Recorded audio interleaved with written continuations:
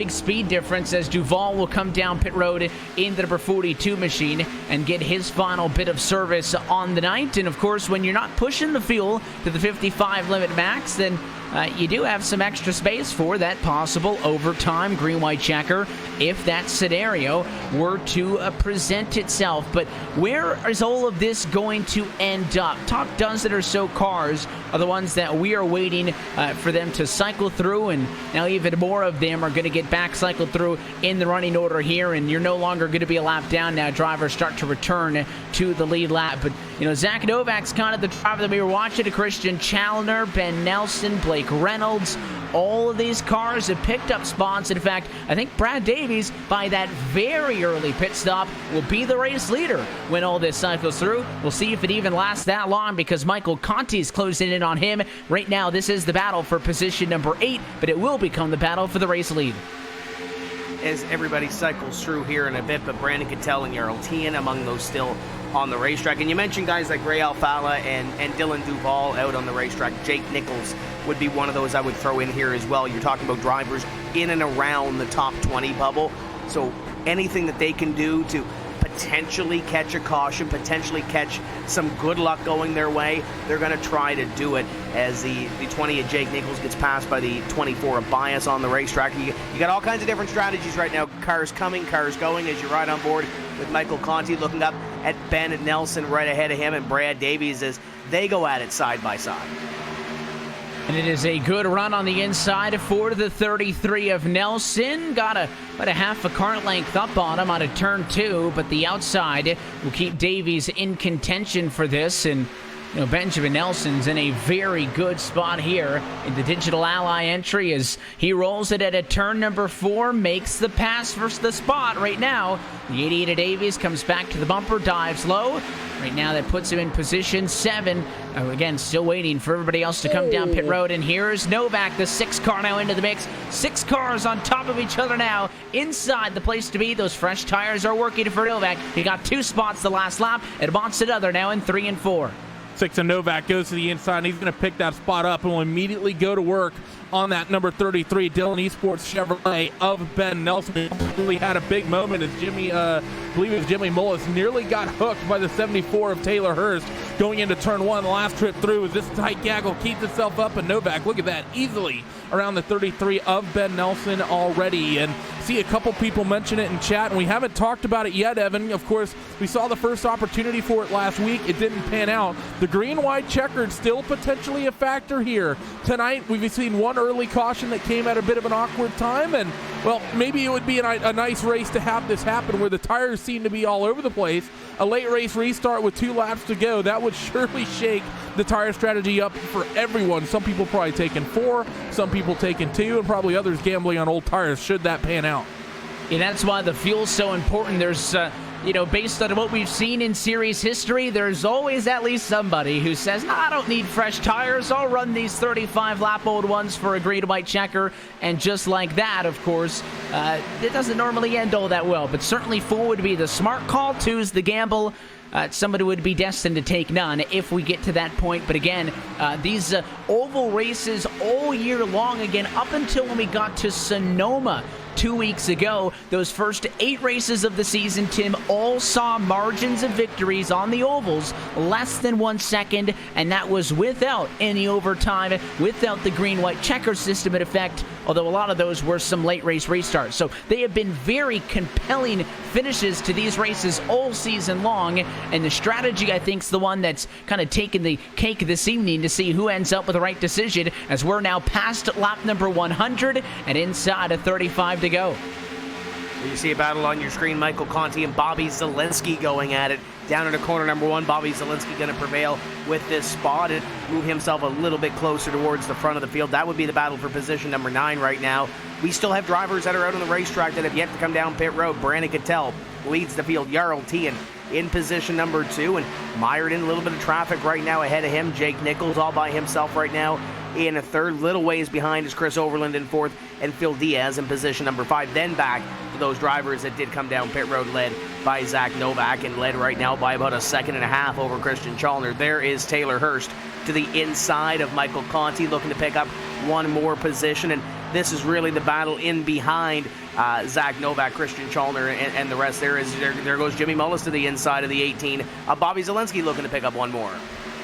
He wants to get another spot back. Bobby Zelensky just wants to get back into this thing, but he is a couple of seconds off of the lead car on this strategy, and Zach Novak, who has been able to make the move on Challenger and stretch this thing out a tad bit, still waiting on Cattell, Tian, Nichols, Overland, and Diaz to pit. They cannot go the distance, but are really trying to stretch this one out and catch a yellow. Well, a couple of them decide to call it quits as both Jake Nichols and Chris Overland, they come down on pit road together, a Ford and a Toyota. I don't think there's any love between those two, but they come down as if they're teammates. So the 33 of Ben Nelson is going to be quickly involved in a fight with Blake Reynolds. Blake has been about a tenth to a tenth and a half quicker every cycle around the racetrack, so that won't be a fight that I would expect to last particularly long as Ben Nelson runs the middle, and Blake's going to run that bottom line, try to set the run up off of 2. See if he can set him up and pull the trigger as they race down the back straightaway. It's for 6th and 7th at the current moment. Phil Diaz comes in. He gives up the number 3 spot as well. Jarl Tian down pit road. Cattell is in. So this may just put a neat little bow on it all. And Zach Novak has now cycled back through to the race lead. All those cars that had stayed out had gone as far as they could. There's a lot of them on the pit lane as you see Overland and Nichols now just exiting pit road as they come in for a little bit of an insurance stop. And there's the Team Dillon Esports cars on your screen battling it out. Benjamin Nelson going to take the spot over his teammate Blake Reynolds and move him up one more position, back up to position number, what should be position number 3, I believe, when this all cycles out. But Zach Novak is your leader, and is your leader by about 2 seconds over Christian Challenger. And then this battle is about 3.5 seconds in behind, and now they have a third. Here comes Jimmy Mullis, going to make it a 3-way battle for position number 3 as they dance at a corner number 2. And great to see those Austin Dillon team-owned cars racing with one another in the 46 and Jimmy Mullis in here trying to break that party up as they all fight for what's left over. That fast 75 to the inside, the Mode Motorsports car you see rocketing through is not for position. That's Phil Diaz, who just pitted, so he has fresh tires. That's why he is blowing by these guys at the inside. Don't worry about that. What you're looking at is the battle for third on back. It is 3.6 seconds off your race leader. Zach Novak is 2 seconds clear to Christian Challenger in second spot. Looking to make the run to the end now here. Again, all these cars good to go the distance. And this group of cars, it just keeps getting bigger and bigger. The 18 of Bobby Zielinski, he's getting into this fight. Look at the 55 of Schoenberg. He's on new tires, but this is going to make things really dramatic because these guys work side by side of Jimmy Mullis and Blake Reynolds. And Jimmy Mullis is going to get that pass done for third. Keep an eye on the 55 on the new tires, trying to cycle through as Taylor Hurst and Ben Nelson. They stay side by side. In the background as the 18 of Zielinski tries to reel them in and put them in the rear view as well. As Schoenberg made an early pit stop in the cycle and had to come down pit road just recently at lap number 100, so that's why he is going around this group of cars. Again, that's not for position. He will race back from 2 laps down to 1 lap down, assuming he can get back and around all of our leaders. But the fighting continues with Taylor Hurst on the inside line. The JDR Graphics entry alongside the 33 machine at Nelson, trying to work the top side. You've also got, obviously, Bobby Zielinski in this mix. That 4th car is another one that is not for position. That's the 31 Logan Kress, who's going to try to squeeze by on the inside, and he'll make it 3 wide as he does so. Pardon me, coming through the 31 of Logan Kress, trying to pick up a little bit of track position here at least, but these drivers are battling hard for a position, so he's got to be extremely careful here as he goes down into corner number 1 and 2 and tries to keep it underneath that seam, and it gets a little bit sideways. 33 into the fence off of corner number 2. That's something you don't want to do, as Ben Nelson had to catch it, and you can see on board he's got some work to do now. I mean, I think Taylor Hurst technically gave him space, but it wasn't much more than the width of the race car, and it was a little bit of a late recognition. I think he wanted to push up in front of him, and A good job by Nelson to lift, not wreck, and then also by Bobby Zelensky to also get out of the throttle and give him space to recover, or that easily could have been some contact and a second yellow of the night. Instead, we're still green, and Taylor Hurst's, I wouldn't call it blocking, but spirited exit of the quarter maybe is going to keep him in P5 and get him some breathing distance. He was going to try to clear that 33 any way he could, whether anyone liked it or not, or if anyone thought it was nice. The 74 was trying to put the car there as best he possibly could. Now, the 33 of Ben Nelson, he's going to have to fight with Garrett Lowe in the 28 car. Haven't talked about that Renegades Ford Mustang really most of tonight, and look at the run. He gets up the inside, maybe a little bit of damage on that 33. Should make this a little bit of an easier fight as Ben, though. He's still going to fight back on the outside, but not quite able to get the run off the corner he was earlier in the night. So Garrett Lowe, I think, somewhat advantageous, or has the advantage in this situation, and he'll get clear on the entry into 3 as the 33 will drop back another spot. And now look at the 8 of Michael Connie in 9th. He has to deal with that 47 of Nick Andre, who gets a big run off of 4 and is going to use the slipstream for Jarl Tien to carry him into 1. And again, Tien in this group is not for position. It's the 47 of Ottinger versus the 8 of Michael Conti. Ottinger wins the fight. He'll take that spot. The 8 machine will try to come back with the run at a 2. Does he dare put the filter time Chevy back to the inside? No. I think kind of recognizing Ottinger just the better car, not forcing the issue, and the 47 will climb up into position number 9.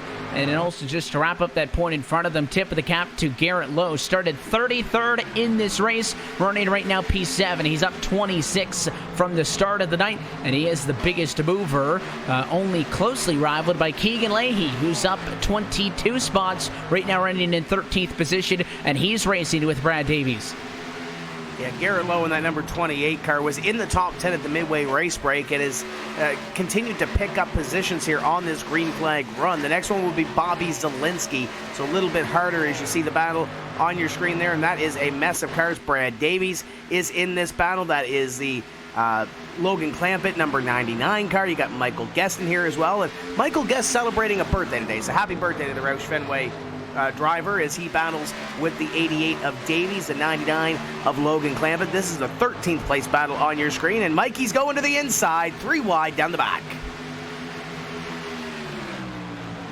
To make this move work as these drivers trying to get just a little bit more before the clock runs out. It's outside the top 10, but they're going at it 3 wide at a turn 4. The 88 of Davies up top. It's Clampett in the middle. To the very inside is Michael Guest, and I think that middle line may be the best line as the 99 of Clampett clears on the bottom. He's not going to get all the way by Davies, though. In fact, they're both going to pester him all the way back down to 3. The 17 now tucking in line. Michael decides discretion is the better part of valor here as you have Michael Gariglia and Kane Cook. They're joining towards the tail end of this fight as well. A little bit of a wiggle from Brad Davies off of 4, but he's going to be able to hold on to it. Drivers have been so loose at both ends of the racetrack, off of 2 and off of 4 all day today, and they've done so well holding on to their race cars. In towards turn 1, Logan Clampett stuck down on the bottom. Can he get clear of that number 88 up top? I think he's cleared at the moment, but he opts not to slide up, and the 80 of Davies will get the run off of 2.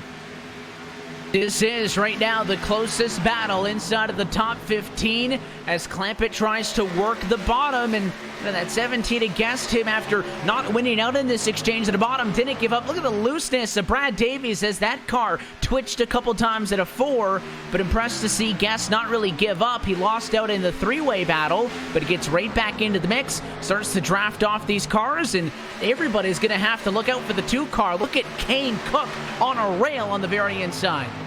Cook pitched it in deep that time down into corners number 1 and 2. It did not stick. Ultimately there, the 17 at Guest back to the inside. He's had to stick handle it the last couple laps. As you ride on board with Kane Cook, he's got a great seat in this battle ahead of him as Griglia on the outside also battling it out with these drivers.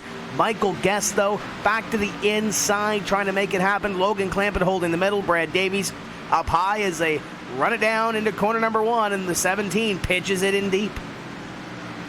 and trying to make that very inside work. Of course, you can see where that rubber has been put down over the course of these 119 laps of action, Randy. There's pretty much no rubber down on that very inside. You can see it's still that lighter complexion when you're right up against the yellow line. And look at the 99 squeeze him there in the center, not wanting to help him out at all, but somehow, by sheer determination, Guest is actually making the inside plausible. He's holding there, but he's off the corner. He's not getting any moves done as Clampett is going to, for the first time, sort of be clear entering one. But look at the run he gets through the center of 2, the 17 a big wiggle, the 2 of King Cook. He's got to look out as he gets right up to the top of the racetrack, cycles behind the 15. A little bit of contact with one of those cars to the wall, and Michael Guest says, you know what, I feel pretty comfortable down here. We're going to make it 3 wide. How about nearly 4 wide with the 15 off of 4? They are giving it everything they have. You're not missing anything up front. It's still Zach Novak leading by 1.7 seconds. This is the battle for 13th on back as Clampett again to the inside. The 17 a little tight, walks it up the hill, and a big slide that time at a 2 as he ends up in front of Cook, and the 2 cars now boxed in. Nowhere for him to go. And the 99 of Logan Clampett once again goes to the inside of the 88. Out of corner number 4, Brad Davies trying to hold that position. The 99 of Clampett set him up. And now the 17, where does he go? Does he make a move? Down into corner number 1. Kane Cook right in behind, waiting for something to happen as they go into the shaded portion of this racetrack. Down in corner number 1. Up the racetrack goes Clampett. To the inside goes Davies. Clampett sideways. Oh, hello, Michael Guest, by the way. 2 for 1. Davies loose as well to the inside. It is going to be the 17 to Guest in front of it all. Here comes Cook again now to the inside. The 88's tight, and you can see that all of these drivers are trying to push these cars beyond the limit of what they can do right now, as these tires are barely hanging on. 12 laps to go from Kentucky that time through. Pulling away now is Guest as he tries to separate himself from a group that he's been a part of for the last 30 laps or so. And 3 abreast behind as well. Ray Alfala, Casey Crowan, and Ryan Lowe. They're going to take it 3 wide down the back straightaway. The 21 is going to cycle in line, so it'll be the 14 and the 7 side by side in towards 3 and 4. Action picking up all over both ends of this racetrack as we have hit 11 laps to go this time. Continuing to tick down lap by lap as we're in the home stretch. 3 wide in front of this group. How about the fight for 10th position? It's Leahy, led by the 27, and a caution flag flies. 10 laps to go in this race, and it's the second yellow of the afternoon. And it's Sherburne in the 36, slow on the front straightaway. That'll bring out the caution. Take a look at the replay here, and already sideways the 16 of Overland, a part of that wreck as well with the Letarte Esports number 36. And taking one more look at it here as they come up at a corner number 4, and the looks like the 16 of Overland may have just ran out of real estate and got up into the 36 and brings us our caution with going to be less than 10 laps to go on this restart. Just too tight. He pushes up, tag the 36. Replay spoke for itself, and I suppose we're somewhat fortunate that that doesn't turn into anything bigger. Sometimes when you get race cars sideways in the middle of the track, it gets ugly. Overland actually caught the car pretty quickly, and Sherburne spun pretty harmlessly all on his own on the front straightaway. So this race now coming down to its very end. Do we see pit stops for the race leaders? Novak from the top spot. He comes down to pit road. It is going to be wholesale pit stops for everybody. Top 5, top 10. Is the strategy call going to be 2 tires or 4? I think 4 tires has to be the call here, just the way this race has ran out. I think as long as the run as everyone just had, there's no way you can make 2 tires work. And I think as well, Evan, I brought it up a little bit ago, restart inside of 10 laps to go.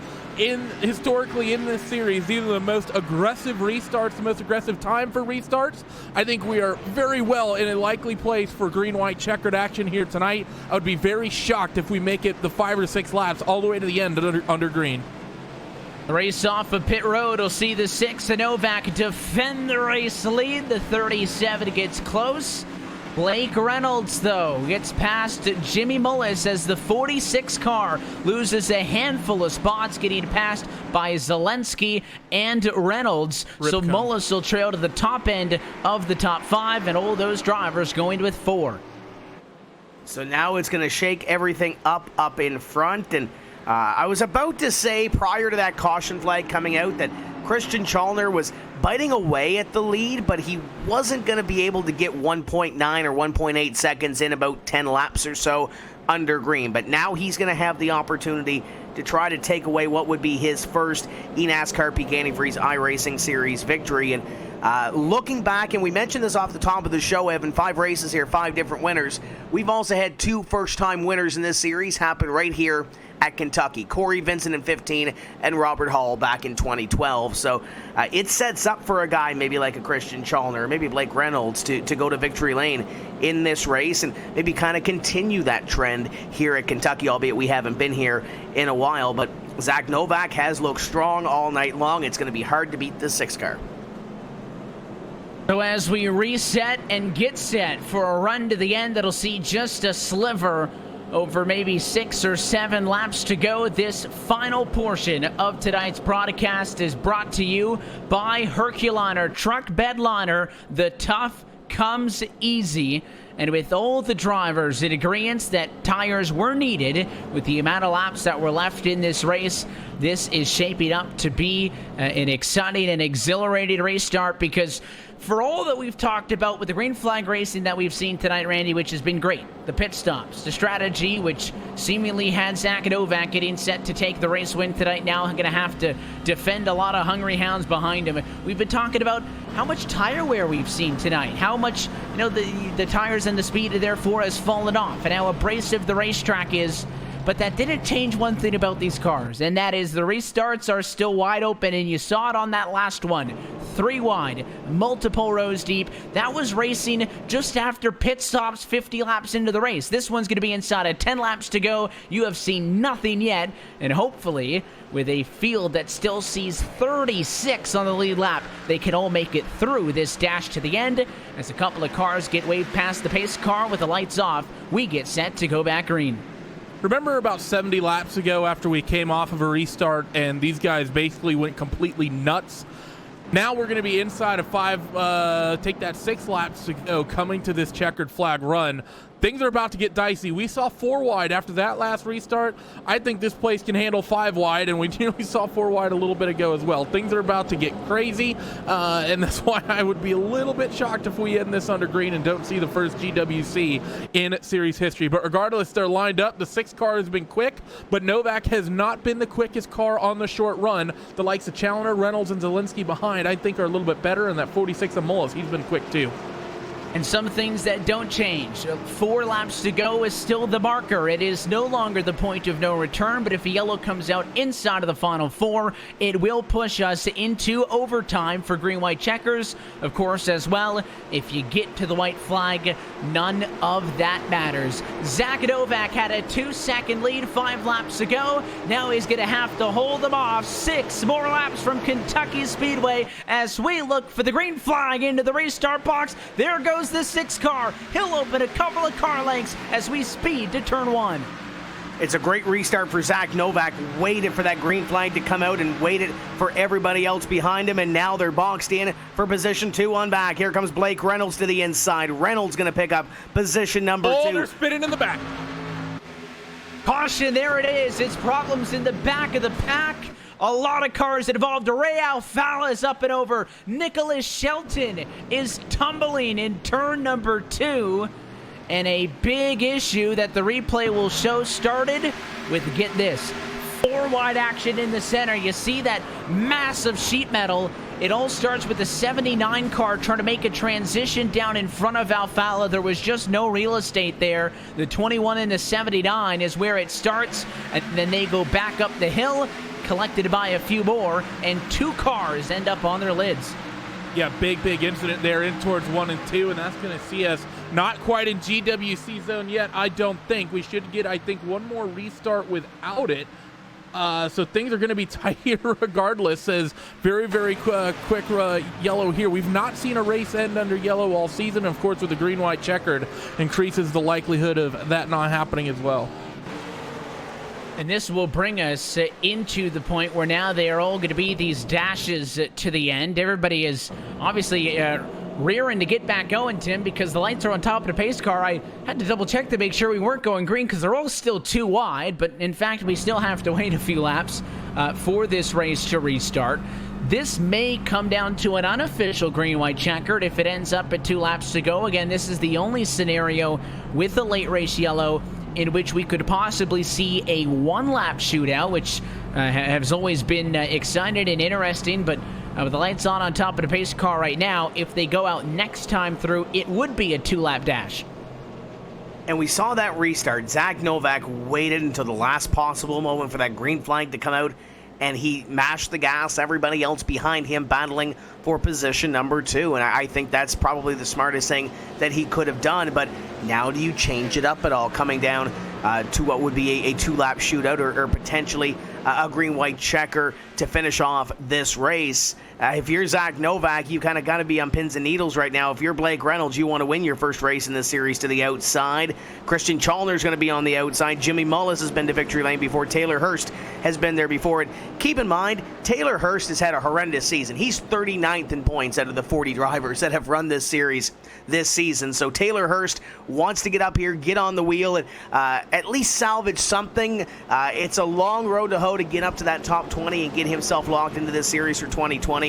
But you better believe that Taylor Hurst is going to be digging here on this restart to try to get a little bit better than what he currently is in position number 5. There's lots of stories here within this top 10, and I'm sure it's going to change before we see that checkered flag fly. And all eyes are on the iRacing.com pace car. This time through, lights stay on. So as we take lap 132, this one is going to push, I believe, into extra distance. Yeah, that's looking like what we may go. It'll be interesting to see, because if the lights go out next time, that would give us a potential 1-to-go situation. With this being such a new thing, Evan, it's actually really interesting because, of course, you, me, and Tim, none of us we've never seen this on the sim before, and of course not in this championship. It's not cropped up yet. So, and of course, an awkwardly timed caution, to be sure, has us a little bit of not sure exactly which way it's going to swing, but we could see a one lap restart here, bringing it to the checkers, or we might be in GWC territory as well. Thinking it'll be the green-white checker, but unless these drivers as well have, in the course of their practice sessions, thrown some yellow flags out in the service to see how the sim would respond, this may be the first time in the 10-year history of this eNASCAR PEAK Antifreeze iRacing series where we see a race go into extra distance. And of course, that would be surprising for all these drivers, a learning experience for them, for the teams, the spotters, the crew chiefs, talking them through it, making sure that everybody is absolutely up to snuff on how this should play out. Assuming that we see the lights go out on top of the pace car here, we are into green-white checkered territory, and the lights are out. So the race has been extended for a green-white checkered finish, and we come to the green flag the next time by. So we'll see what happens here with Zach Novak. Where does he bring them down? Does he bring them down slow again and then mash the gas? Does he leave as soon as the pace car comes off and leave everybody in his dust? What does Jimmy Mullis do? Obviously, with that 6 car, if he can get a good start, Jimmy Mullis would be a prime contender to get that second place position if Blake Reynolds can't be up on the wheel on the outside. This one is going to be exciting. I can't wait to see who comes out on top of this one. And if we do have another caution flag and it precipitates another restart, we'll see what happens there. Look at that field, though. Lots of cars still on the racetrack. Lots could happen here as this pace car gets ready to duck off in what will be history in this eNASCAR PEAK Antifreeze iRacing series, regardless of the way it turns out. Last restart, Zach Novak waited a long time to go. It gave him a good advantage. But he is going to have to hope that he can make it last 2 laps, because for the first time in series history, it'll be a green-white checkered finish tonight for the virtual Kentucky Speedway pace car down. Zach Novak holds him at bay, puts the right foot down, green flag back in the air, 2 more laps to go. Attempt number 1. Remember that they get 3. If they make it to the stripe, this restart will be official. In towards turn 1, the 46 of Mullis closes on the back of Novak, but can't quite get there. The whole field stays about 2 and 3 wide. None of the 4 wide shenanigans we saw last time. Down the back straightaway, Mullis has a run. They got to make it a half a lap to be able to get to the white flag. If they get to that point, they're going to race this one out. It's Novak. He leads Jimmy Mullis side by side for third behind, with Reynolds on the inside, Hurst on the outside, looking for the white flag. They're going to get the white flag here. Final lap, the 6 of Zach Novak, Jimmy Mullis, and Taylor Hurst. Clean and clear. The battle is for 4th. Keep an eye on that 30 car of Reynolds as he pokes his nose to the inside. Your top 2 clean sailing down the back straightaway. Zach Novak will work 4 car lengths for the final time at turns 3 and 4, and with a record 3rd win this season, going to become just the 10th driver in series history to get 3 wins in a single season. Zach Novak, final time to the start-finish line, takes the checkered flag and wins the first ever green-white checker tonight from Kentucky. This is the original eSport racing game. This is iRacing.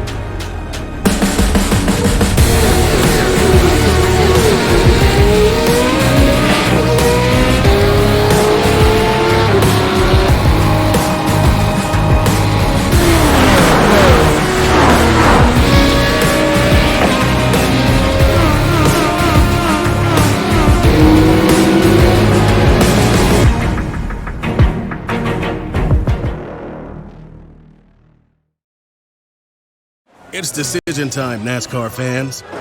Who gets you the points? Who gets you the wins? Who gets you the bragging rights? Who gets you the championship? Sign up and play today at nascar.com/fantasy.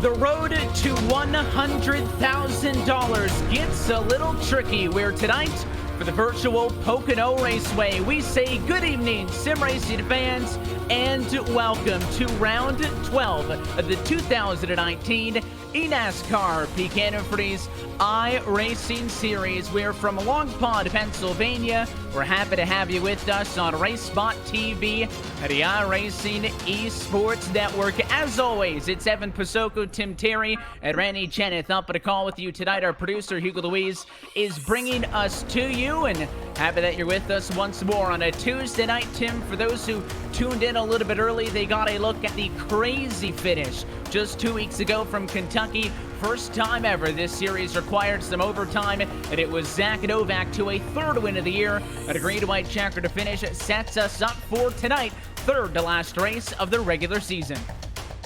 And this race can be a little bit crazy, as we've seen at Pocono before. Last year was kind of calm, kind of tame. If you remember, there was only 1 caution here last year, but we've seen some races that have played out into some pit strategy and have played out to some short runs to the end of the race. 7 races here, 7 different winners. So we could see an 8th this evening, but Keegan Leahy looks pretty solid, obviously up at the top of the board when it comes to points, and looking to repeat as a winner here at Pocono.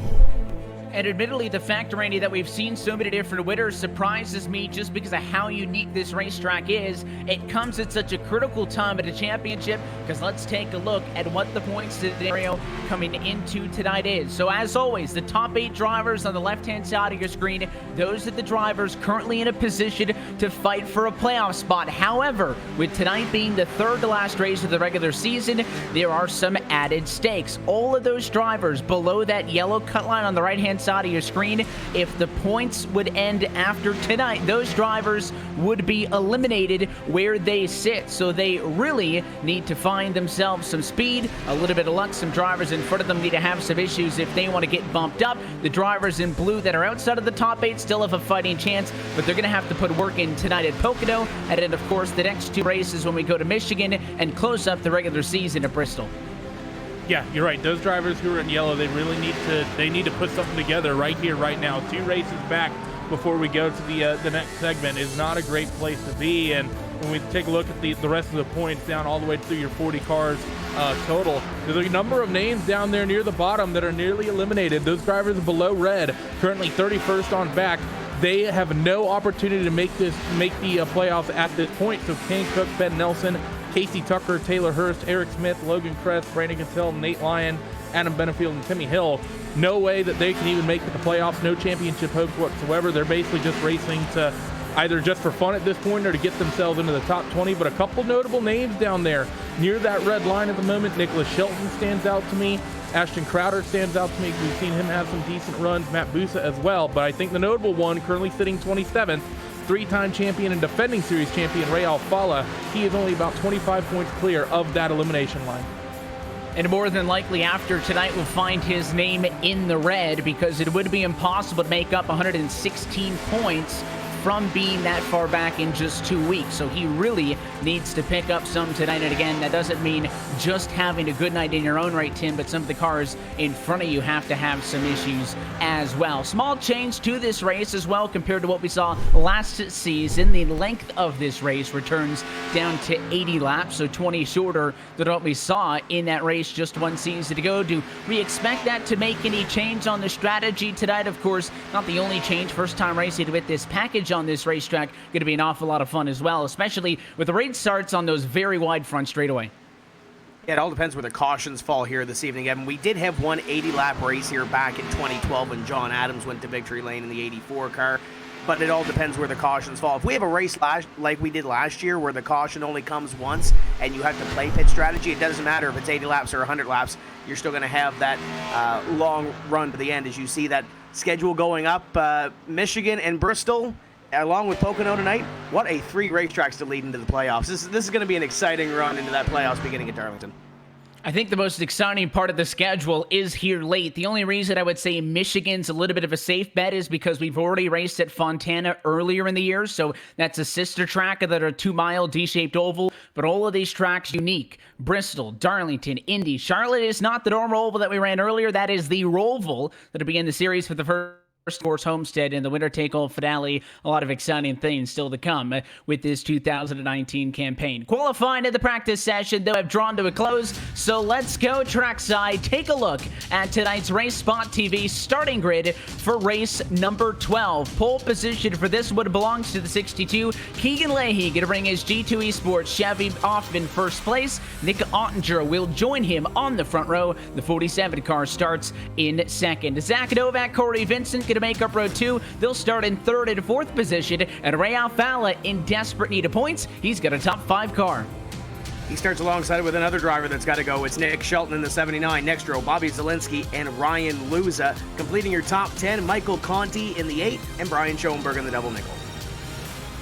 Garrett Lowe's going to find himself in the 11th spot alongside the 66 of Jarl T. And Chris Shearburn will be 13th with Logan Clampett to his right side, and Chris Overland will round out your top 15.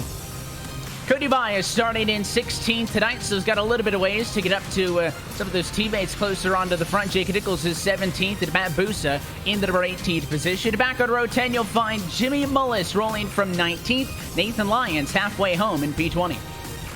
Casey Kerwin next up in 20. First, Blake Reynolds to his outside. Casey Tucker, Dylan Duval the next row, and the pony's going to roll from 25th, Brandon Cattell. Taylor Hurst in 26th with Logan Kress 27th. Ben Nelson in the 28th spot with Kane Cook and Brad Davies rounding out the first 30 cars. Continuing on through as the field rolls, Christian Challenger's 31st with Michael Guest, Phil Diaz, Eric J. Smith, and Michael Guerrillian will take us to P35. And completing your field is Ashton Crowder, Ryan Lowe, Timmy Hill, Malik Ray, and Adam Benefield starting scratch on this 40-car field. Everybody that's qualified for the series here this evening, ready to go green.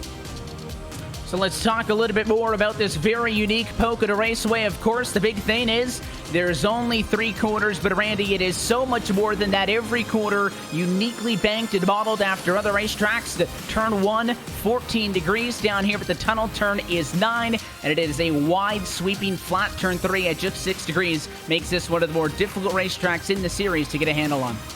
Yeah, you're right. The corners here, based off some of the most historic racetracks we have in the United States. Turn 1 based off Trenton, Turn 2 Indianapolis, and Turn 3 set to be like 3 and 4 at Milwaukee. Makes this place difficult to get through for all of these guys.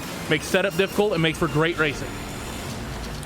It's a 200-mile race tonight for the virtual Pocono Raceway. As always, so happy that you're with us at Race Spot TV and the iRacing Sports Network. As the pace car dives down and in, the field is in the hands of Keegan Leahy. Let's go racing from Pocono. Round number 12 is underway, and it is a long trip, first time through the gears to turn number 1.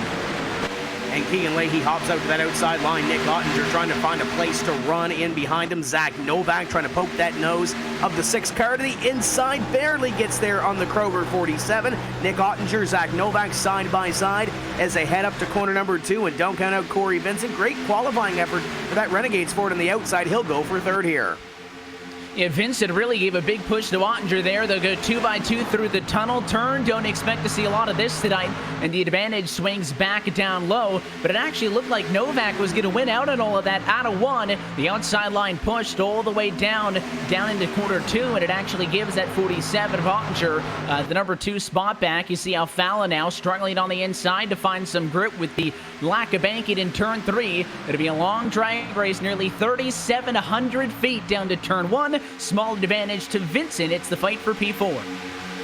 And let's see, first time side by side into 1 at speed. Is it going to be the bottom line or the top line that reigns supreme here? Ray looking good on the entry to the corner and actually gets good momentum off. So when the tires are fresh, seems like you can fight down there off of turn 1 on the bottom. But Corey Vincent, a great run off the top towards turn number 2. Not going to quite, I think, get clear. But Zach Novak trying to get underneath Nick Ottinger as well. He's going to get there in through 2. They just about make contact as Nick Ottinger set up the racetrack. And the 6 of Novak trying to get into the 2nd spot.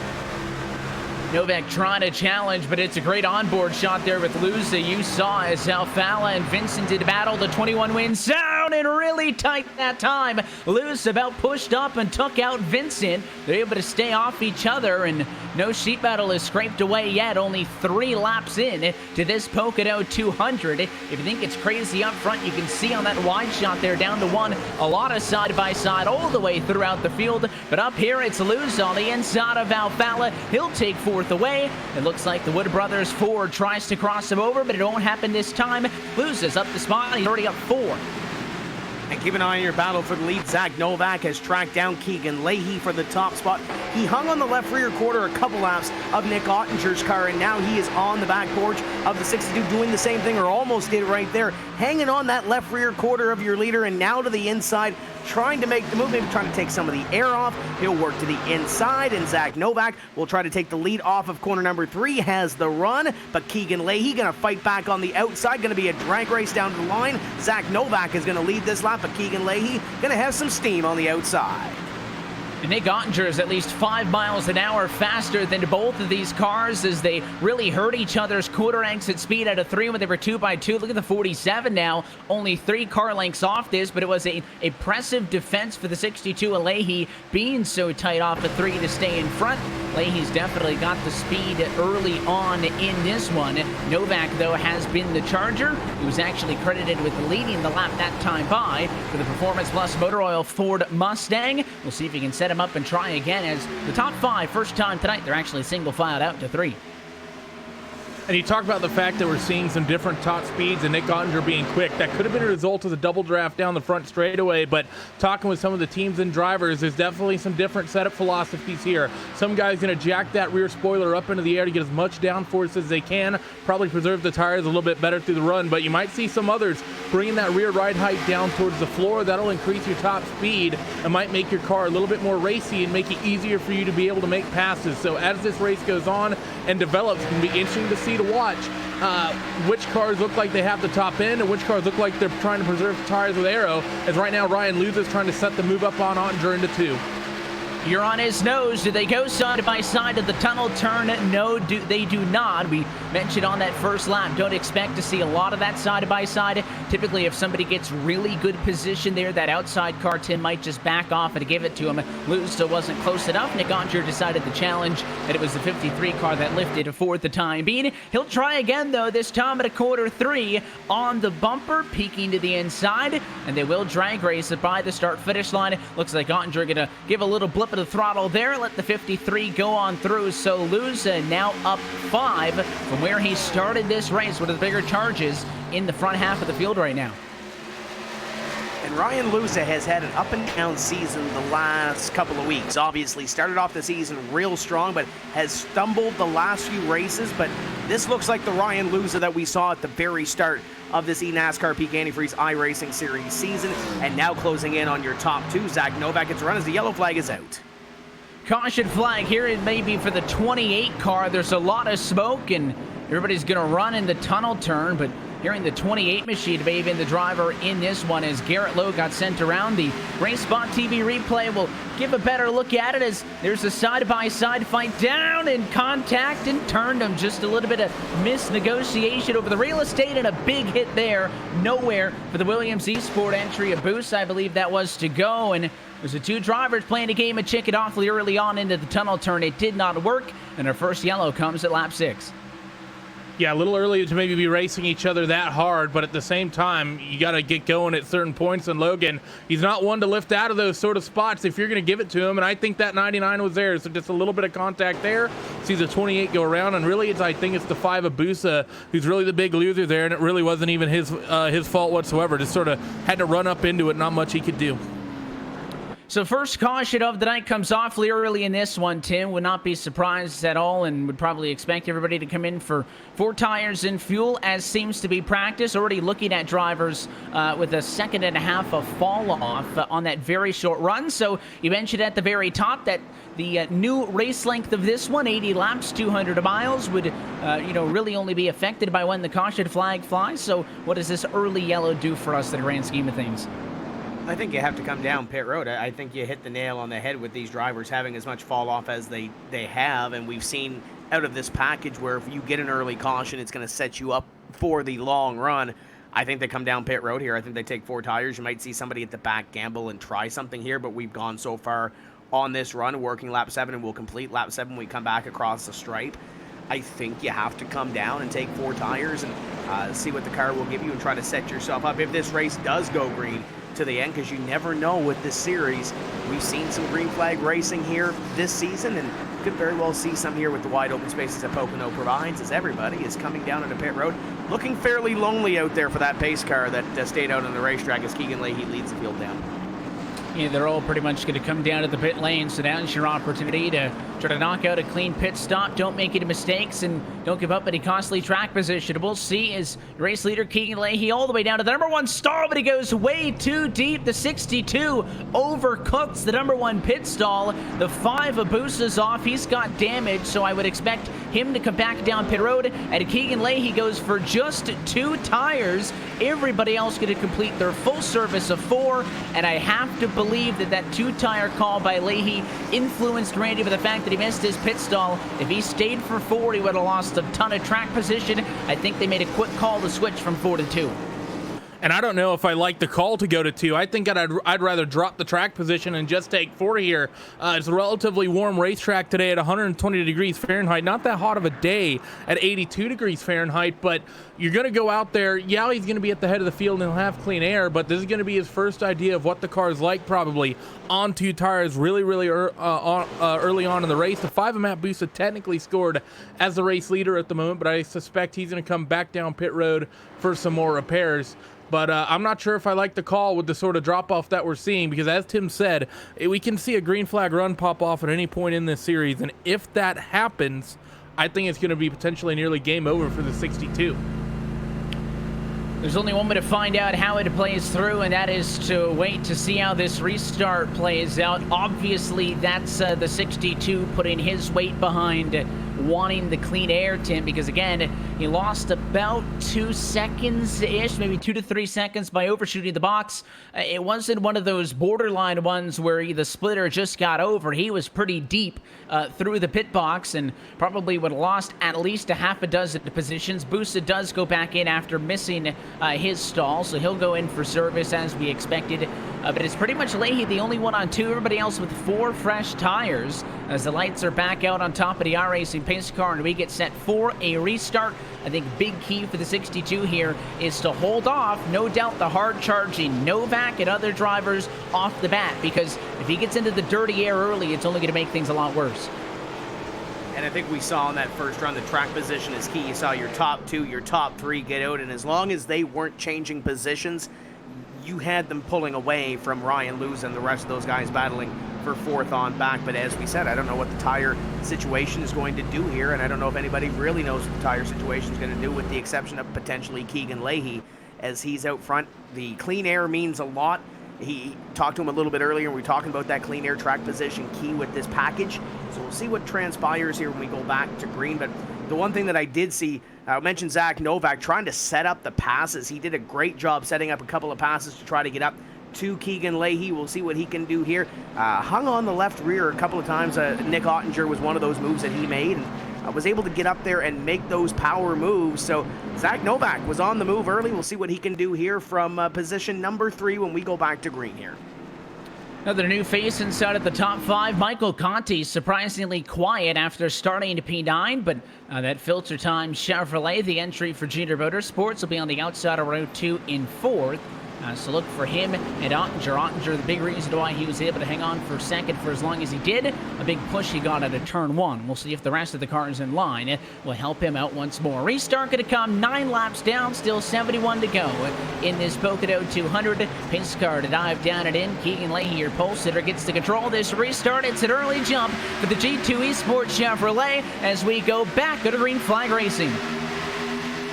It's a great jump for Keegan, as right now Zach Novak, he's going to try to hold on to that 4th spot, but Michael Conti wants it as they scream in towards turn 1, nearly 3 wide behind. I think they are 3 wide. I think you see Ray Alfala in that. They get 2 abreast as they work in towards turn 1. Novak going to get the nose chopped off him by the 47 of Ottinger, gets a run up the racetrack, and they're going to be 3 wide for the lead into 2.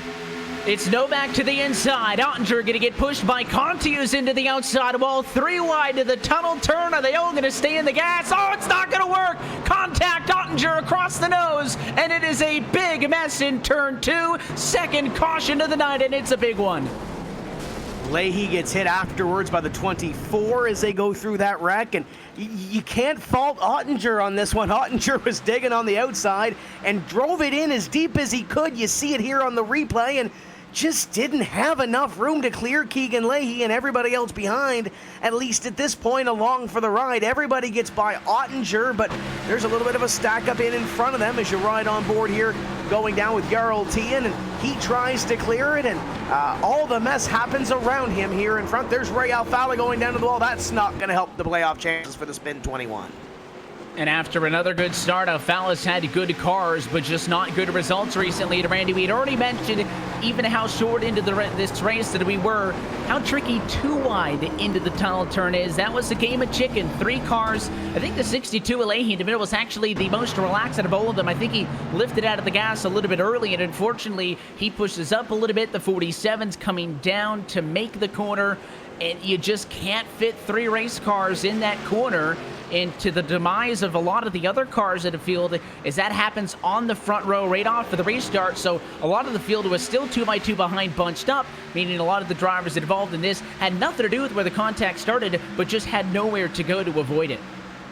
Yeah, you're right. It's about half the field. I'd say majority of that incident, really not much you could do there in the 62 Lee. I think you can still get 3 wide through turn 2 if all drivers respect each other, but Keegan, just the 2 tires, I think was partially the cause of that. He just didn't get turned in whatsoever. The 6 and the 47, the nose is stuck, and Keegan's just didn't, and because of that, the 47 a little bit tap, and see a number of cars get piled up into that one. But I think the notable talking point here, we talked about the situation with that 21 of Ray Alfala, heavy impact on that car, and I think that's going to be nearly the point now that we can talk about the 21 not having any opportunity to maybe even make that top 8, and he's pretty much going to be spending the rest of this season fighting tooth and nail for top 20.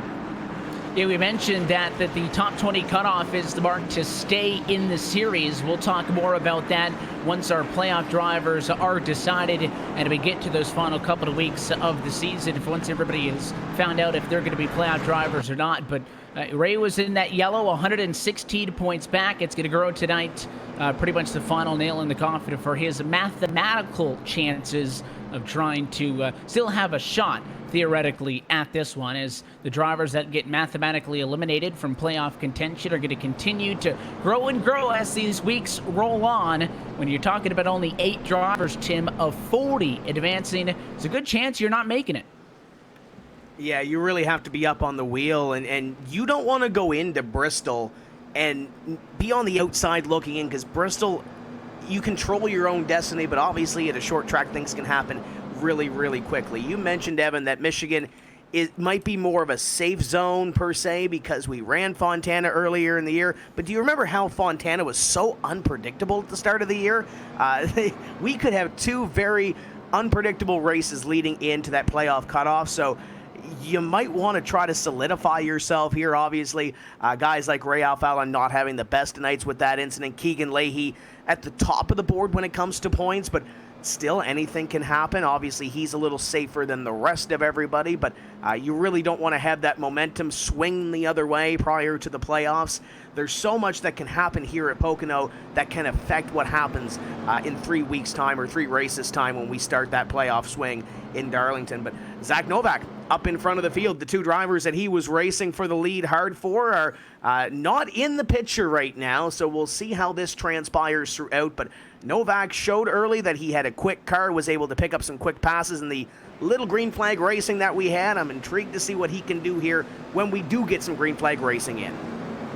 He's looked very sporty. Something tells me that Roush Fenway Ford has a good chance of trying to run away and establish some pace in this one. As it is most weeks, of course, we're lining up our schedule with what you see with the big boys on the weekend. And, of course, the Monster Energy NASCAR Cup Series goes racing from the real Pocono Raceway this weekend. Let's take a look at what we can expect.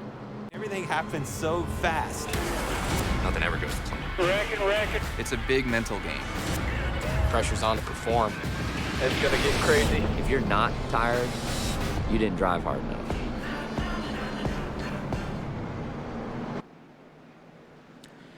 So back live at the virtual Pocono Raceway, a racetrack that has seen many different winners over the years in this eNASCAR PEAK Antifreeze iRacing series. And of course, Zach and Novak, you want to talk about hot drivers and cold drivers, Randy. Tim made the point a little bit earlier about how Ryan Lewis has had a little bit of an odd season. He has 3 race wins to this point, all of those coming in the first 5 weeks of the season. He won 3 out of 4 at one point between Vegas, not winning at Fontana, but then doubling up the following 2 weeks at Texas and Richmond. Somebody who's really turned the wicker on is Zach Novak. He was our first winner of the year way back in Daytona, but has been putting it on recently, winning at Kansas, winning at Kentucky, those ever so important intermediate racetracks. That team really seems to have had it dialed in recently. And I think that's what this season, at least this first stretch of the season, is going to boil down to. It's just going to be the streakiness of it. Because you're right, we had Ryan Luza. He came out and he started absolutely on fire, won a bunch of races, and he basically won 3 races in what felt like 4 weeks. And then he's just been off. It seemed like he took an off week, and he just hasn't quite gotten back in stride. When Luza fell off, that's when Keegan Leahy started picking it up. He won a couple races. He seemed like he might be the dominant one.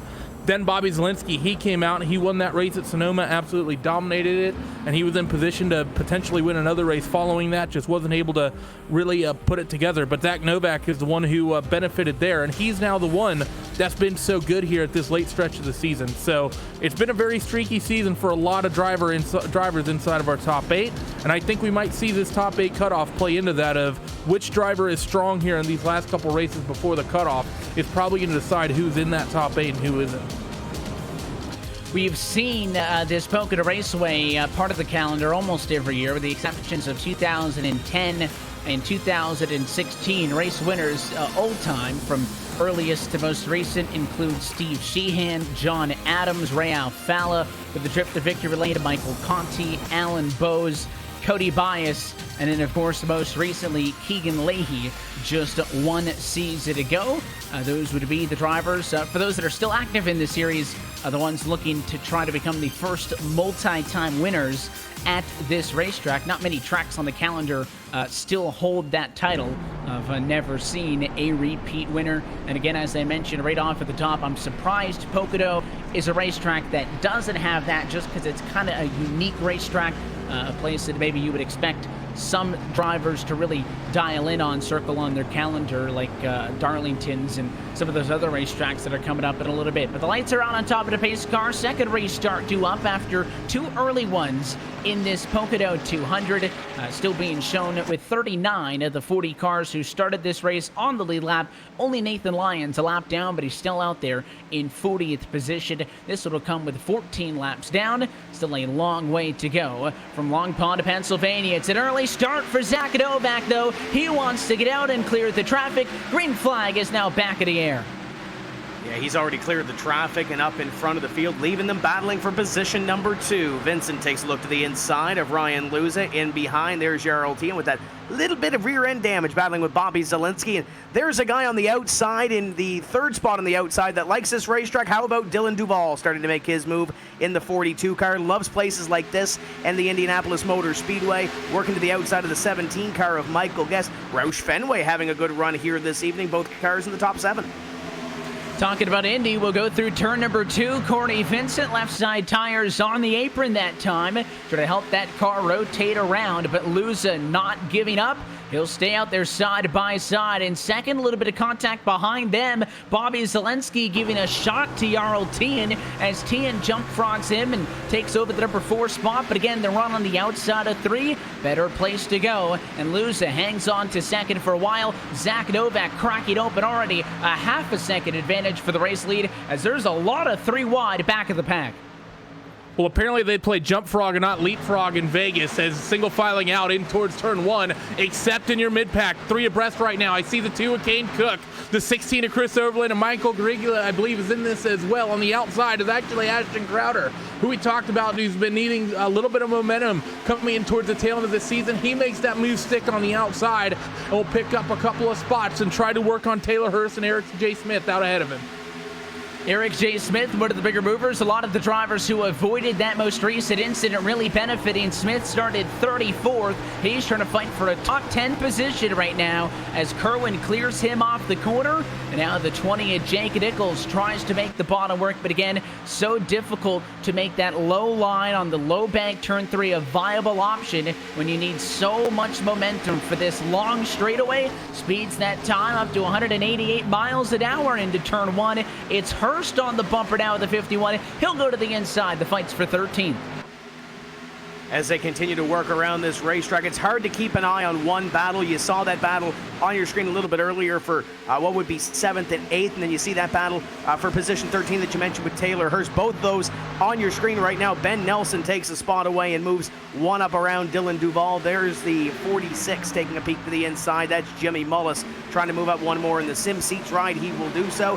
And in behind, Christian Chalner in the 37. There's a driver, Evan, that finished in the top 3 here last season at Pocono. He's had a couple of good runs as of late, starting to gain some momentum as we head towards the playoffs. Chalner has had a good season so far, looking to crack that playoff bubble. He'll go a long way tonight if he can do so. Dylan Duval falling like a rock, 3 wide. He's in the middle. He loses 2 more.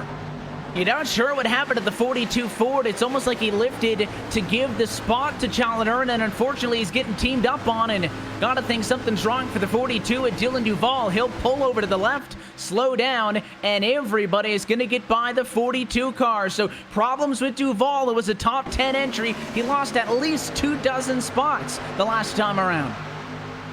And we know he's a driver that likes these big 2.5-mile racetracks. His only win in the championship came at Indianapolis, and that 42 car was inside of the top 5, top 10 just a moment ago, and now finds himself buried in this field. Now, I'm watching the 77 of Ashton Crowder, still trying to work his way forward. He works around Kane Cook, immediately gets a run on the 20 of Jake Nichols, and goes to work down the front straightaway in towards turn 1. That's modeled after Trenton. Can that 77 make the bottom stick as Eric J. Smith in the 15 is out in front of this group as well, and Ashton Crowder indeed can to move him up. Here's a little fun stat for what we've had thus far. All but one of your cars in the top 13 at the moment, from 6 back to 13. Only one of those cars started inside of the top 20. Bulk of the field has really picked up a lot of spots with that early incident. And at 77, Machina Crowder trying to carry the flag per se for Burton Clearwood Sports. Of course, a lot of damage on his teammate Logan Clampett, who was up in that fight for the race lead, led to the big yellow flag at a turn 2. So the 77 machine carrying the flag and gets the spot up in front of the 20 of Jake Nichols. So 14th position will go to him for the time being. Battle a little bit further towards the front for 6th as here comes Jimmy Mullis. He'll go to the inside of Michael Guest, and They'll go 2x2 into turn 1. 46 drives it in really hard on the inside. It'll work out though for him. He'll slide up in front, complete the pass out of turn 1. I know we keep talking about the playoffs and everybody that's close to that bubble position, but there's two drivers that really need to step up in these next couple of weeks. Jimmy Mullis has a little less pressure on himself than Michael Guest does. Guest really needs to reel off a couple of good finishes here at Michigan and at Bristol, but still within the playoff discussion as we work forward towards that cutoff and the playoffs beginning in 3 races time. But Jimmy Mullis having a great run. Michael Guest up from 32nd up to position at number 7 at this point, and Ben Nelson having a great run as well, up from 28th to 8th, and it might be 7th there soon. Great run at a corner number 3. Tries to set up the 17 down the front straightaway. Won't be able to do so, I don't think, until he at least gets to corner number 1, but Ben Nelson seems to be going the right way and trending towards the front of the field. Well, the boss man gave him a shout out earlier today on Twitter. Austin Dillon, of course, Team Dillon Esports driver, 33 of Benjamin Nelson, trying to make some moves happen here. He's sandwiched into between some more team cars. Guest in front of him, Challenger behind him, all representing different teams that you'll also see in the Monster Energy NASCAR Cup Series, part of this inaugural class of teams in the eNASCAR PEAK Antifreeze iRacing Series, and trying to stretch this one out a little bit, get some green flag laps underneath that time by past a quarter distance in this Pocono 200. So making some progress. This portion of tonight's broadcast is brought to you by PEAK Antifreeze, the official antifreeze of the 2019 eNASCAR PEAK Antifreeze iRacing Series. Going in towards turn 1, the field really starting to single file their way out.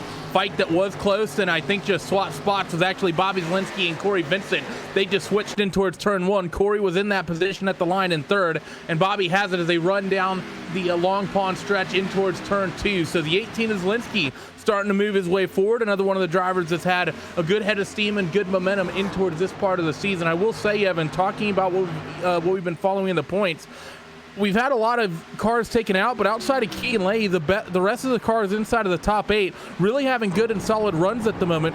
So for a lot of those drivers who are, say, 9th to 15th, I'd see the realistic ones looking to bump their way in before we go playoff racing in just a few weeks. This is going to be a difficult week for them to potentially overcome, with so many in the top 8 having a good run. And it really falls off sharply. I know we've talked about the drivers in the blue that have a couple of weeks to still fight for a spot. The drivers in yellow need to get something done tonight, and of course those in red already mathematically eliminated. But you know, Jimmy Mullis 9 points, or 6 points I should say, off of the cut line. It's a big jump then to Davies at 30, Challenger at 33, Michael Guest at 50. Even those drivers who are light years ahead of the drivers who we're talking about maybe being eliminated tonight from contention officially, even that's starting to get touch and go. So you absolutely have to maximize everything for these next 3 weeks. There's a lot of drivers still technically in it, but the field of drivers who can realistically make a run at it is a lot smaller than that. And I think to Randy's point, when you look at the drivers within the top 8, we saw Garrett Lowe involved in that first caution flag, and even he has rebounded to position number 18 right now. Still a long way to go in this race, but Garrett Lowe has an opportunity to get a few more positions out of this one, and he's that driver that's on the top of, I would say, the drivers that really have to watch themselves. If he has a bad run or continues to fall back, it might be a little bit of a hand around the panic button or over the panic button to make sure that he doesn't fall any deeper in these 3 races. But Garrett Lowe, considering the way the night started off for the 28 car, I think he's doing fairly well right now. But up in front continues to be single file, guys picking off their positions. Nobody really putting the pressure on anybody right now. Getting some clean air and getting some clean racing in on lap number 24, starting to see that green flag run come to fruition. Brad Davies is on to pit road. The number 88 machine had some front-end damage, and obviously it caused some issues with that car. He lost the engine last time by, coasted it down to pit road, so it looks like that entry is done for the night. And maybe the first driver to officially retire from this one, as he is sitting on pit road and was running in 38th at the time, so the damage had already had a big impact on him. But dropping down now to 40th spot, not a good night for Davies, as we start to see now on the first long run of the night who's got what. I'm very impressed by losing to stay with Novak. Novak got such a good jump on the restart, thought he was going to check out. I think he had about a half a second off of the first lap off the restart alone. It has stayed constant at that. In fact, Luza closed it in just a little bit. You can see how far ahead those top two are from everybody else, and with the 53, it would not be a surprise to see that driver good on a long run, and we'll continue to watch those intervals. Of course, intervals for all the drivers on track up at the top of your screen, cycling through the running order. Novak now takes a 1/10 of a second back. A good response. And this is one of these racetracks where if you're Ryan Luza, if you're able to at least sort of stay there, the draft can really help you. This being the big 2.5-mile racetrack, of course, in the past, no restrictor plates ever run here. So you're really losing a lot of the horsepower you typically rely on here. And because of that, your top speed is cut way down, nearly 30 miles an hour, as the top speed going in towards turn 2 is only going to be about 175. You typically see closer to about 190, maybe even 192 going into turn 2 with the 800 horsepower engines these guys used to have. So the slipstream is a much bigger aid here, and I think that's partially what's helping that 53 of Luza stay in that second spot at the moment. And remember, we know that Ryan, when he tends to be running strong, he tends to do it on the long run. It's not often we see that 53 car have the fastest car on a short run. It's been a little bit more of a constant thing recently, but when he's going strong, the 53 can go a lot of laps really fast, and with nice tires underneath them on the long green flag runs.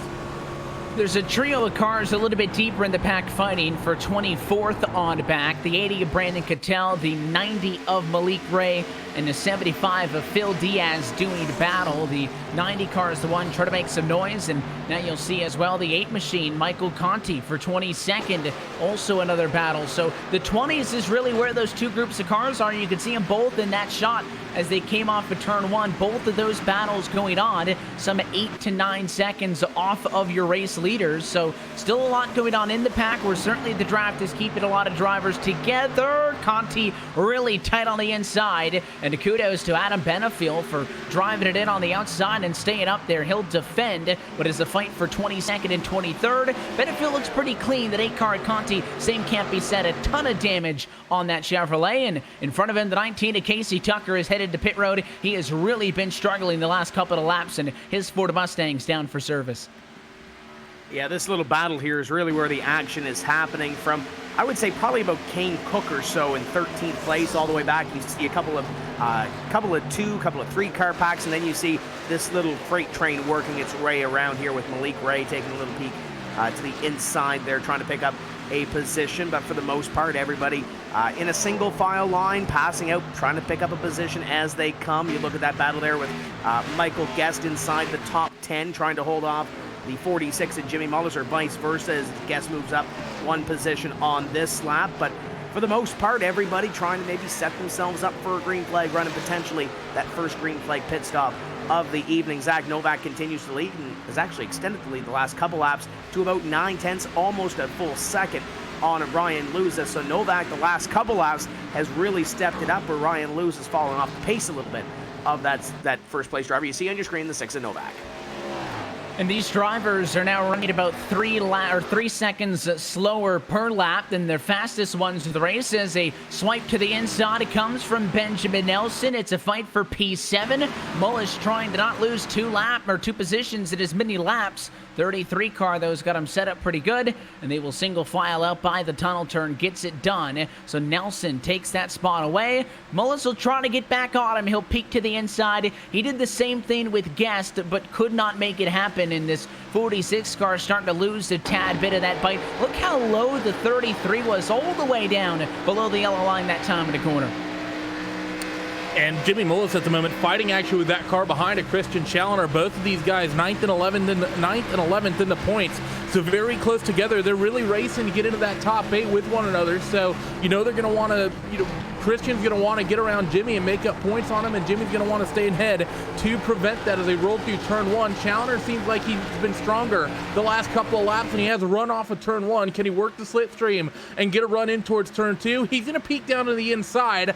Can he work the braking zone down here, though, and maintain the momentum down low with the tires starting to go away? He's going to make it look easy and move Christian Challoner and that JTT Dotry number 37 in towards that 8th spot.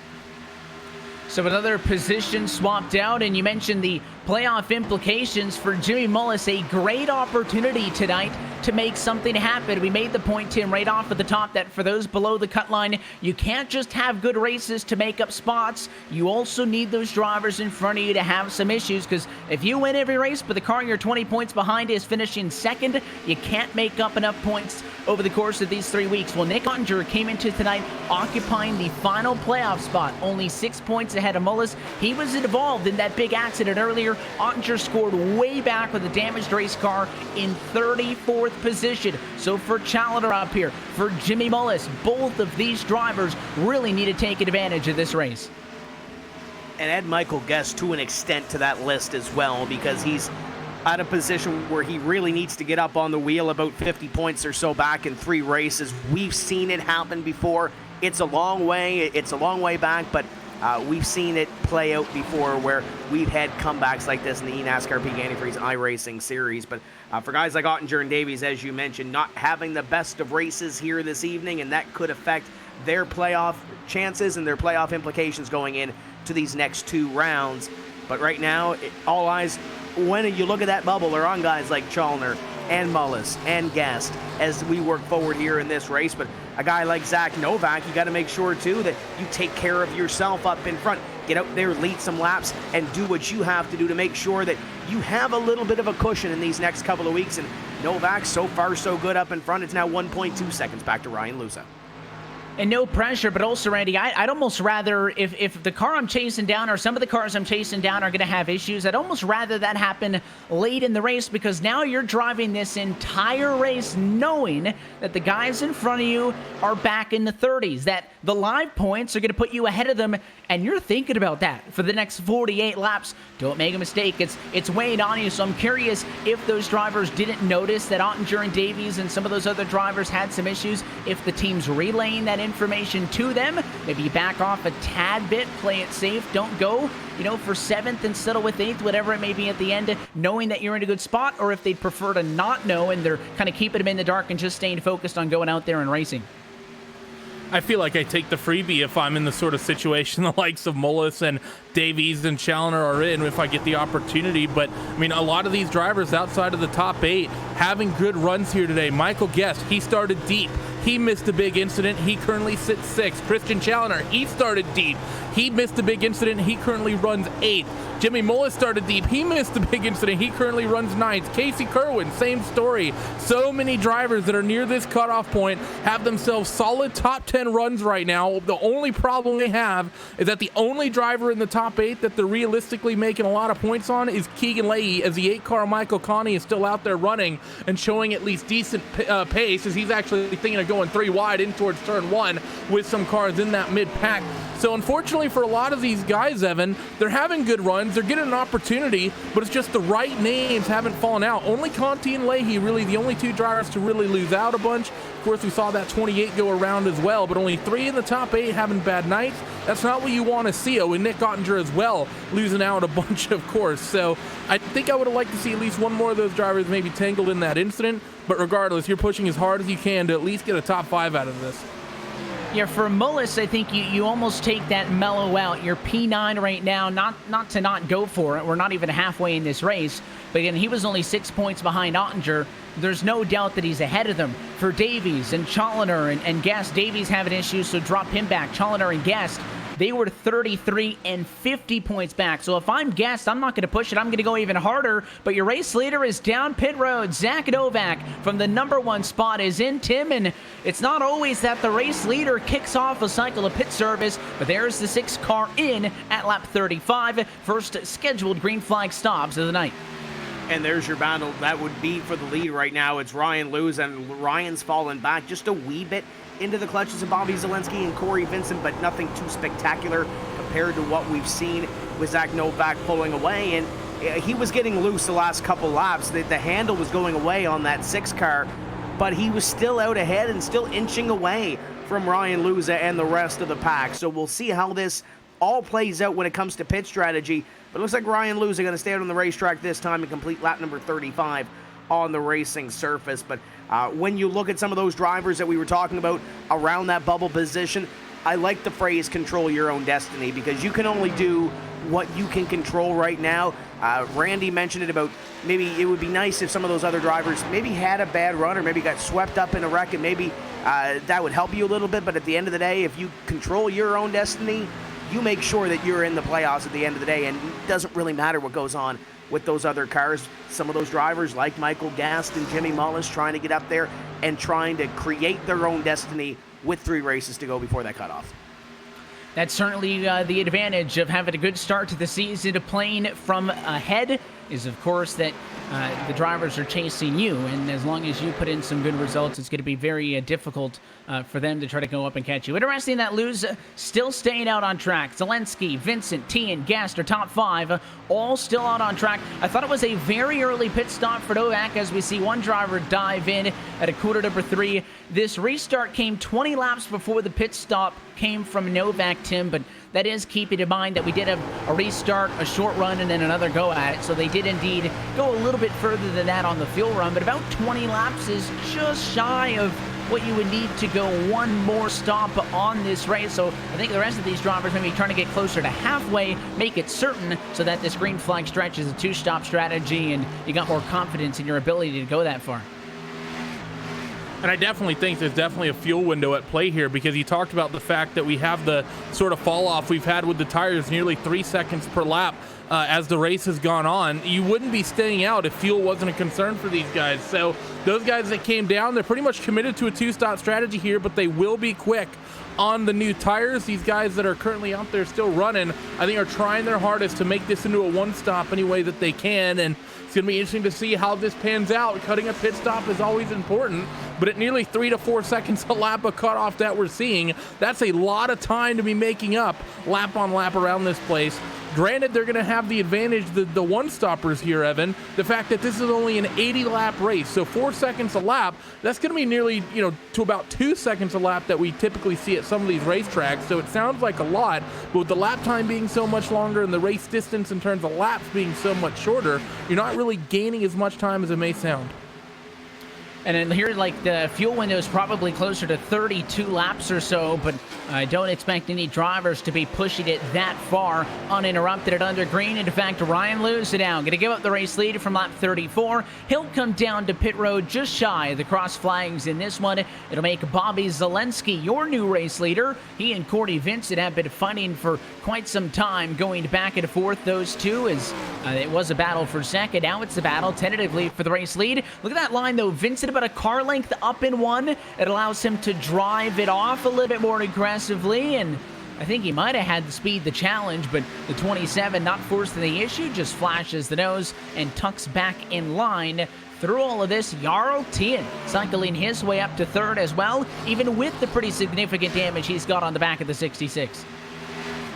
And you mentioned the 27 of Corey Vincent trying to make that move, maybe trying to bait him a little bit, just let Bobby Zelensky know that I'm here, and maybe trying to take away that lead and potentially lead a lap or two here. We'll see what they do this time as they come up at a corner number 3, and they will both stay on the racetrack and complete lap 39 on the racing surface here at Pocono Raceway. So next time by, we'll be halfway. There's Michael Guest on your screen coming down onto pit road. Has had a solid top 10 run so far this evening. Let's see if he can get that pit cycle through and potentially have a top 10 or a top 5 run here to get himself a little closer to the playoffs. And Evan, you mentioned it, there's Jarl Tien getting a little bit closer in the picture to these top 2 that are battling for the lead as we get closer to the halfway point this time by. Funny we talk about the aero sensitivity of these cars, and at a big racetrack like this that you got to be in good condition to draft, and the 66 machine got a good bit of damage on the back end there, and he's doing all right. We've seen some cars, especially when you get damage to the front. We mentioned Brad Davies earlier, who lost the engine, who was forced to pit road. Davies actually just now brought his car behind the wall, so he is officially the first DNF of the evening. And then drivers like Tien, with the damage is at the back of the race car, not that bad. You can still draft up to the back of cars, and is in fact making this quite a compelling 3-way battle for the race lead in the middle of this cycle. Again, the running order's all broken up. We are past halfway. We'll hold on taking a look, though, at your full running order until we get through this cycle to pit stop. So it's a more honest look at the running order. Again, if you remember, the first car to come down into pit was Zach Novak. well, he would, in theory, assume the race lead after all of this. He's currently scored 29th position, though. That's the way this is all played out. A lot of cars still need to come down to the pit lane and get service. This portion of tonight's broadcast is brought to you by Blue Def Diesel Exhaust Fluid, certified pure #1 diesel exhaust fluid. You talk about the fact that Novak is down deep in the order a little bit, but he's running quicker laps. He's in the 52s the first handful of laps after coming off of pit road. Last trip around the racetrack with a 54.1, so starting to stabilize already as most of that lead pack continues to stay out. We're expecting probably 32, 33 some odd laps on fuel, so they're getting close to that number, all of these guys that are staying out. But you mentioned that number 88 taking it behind the wall, being the first official DNF. That's going to be, I think, a season killer for him.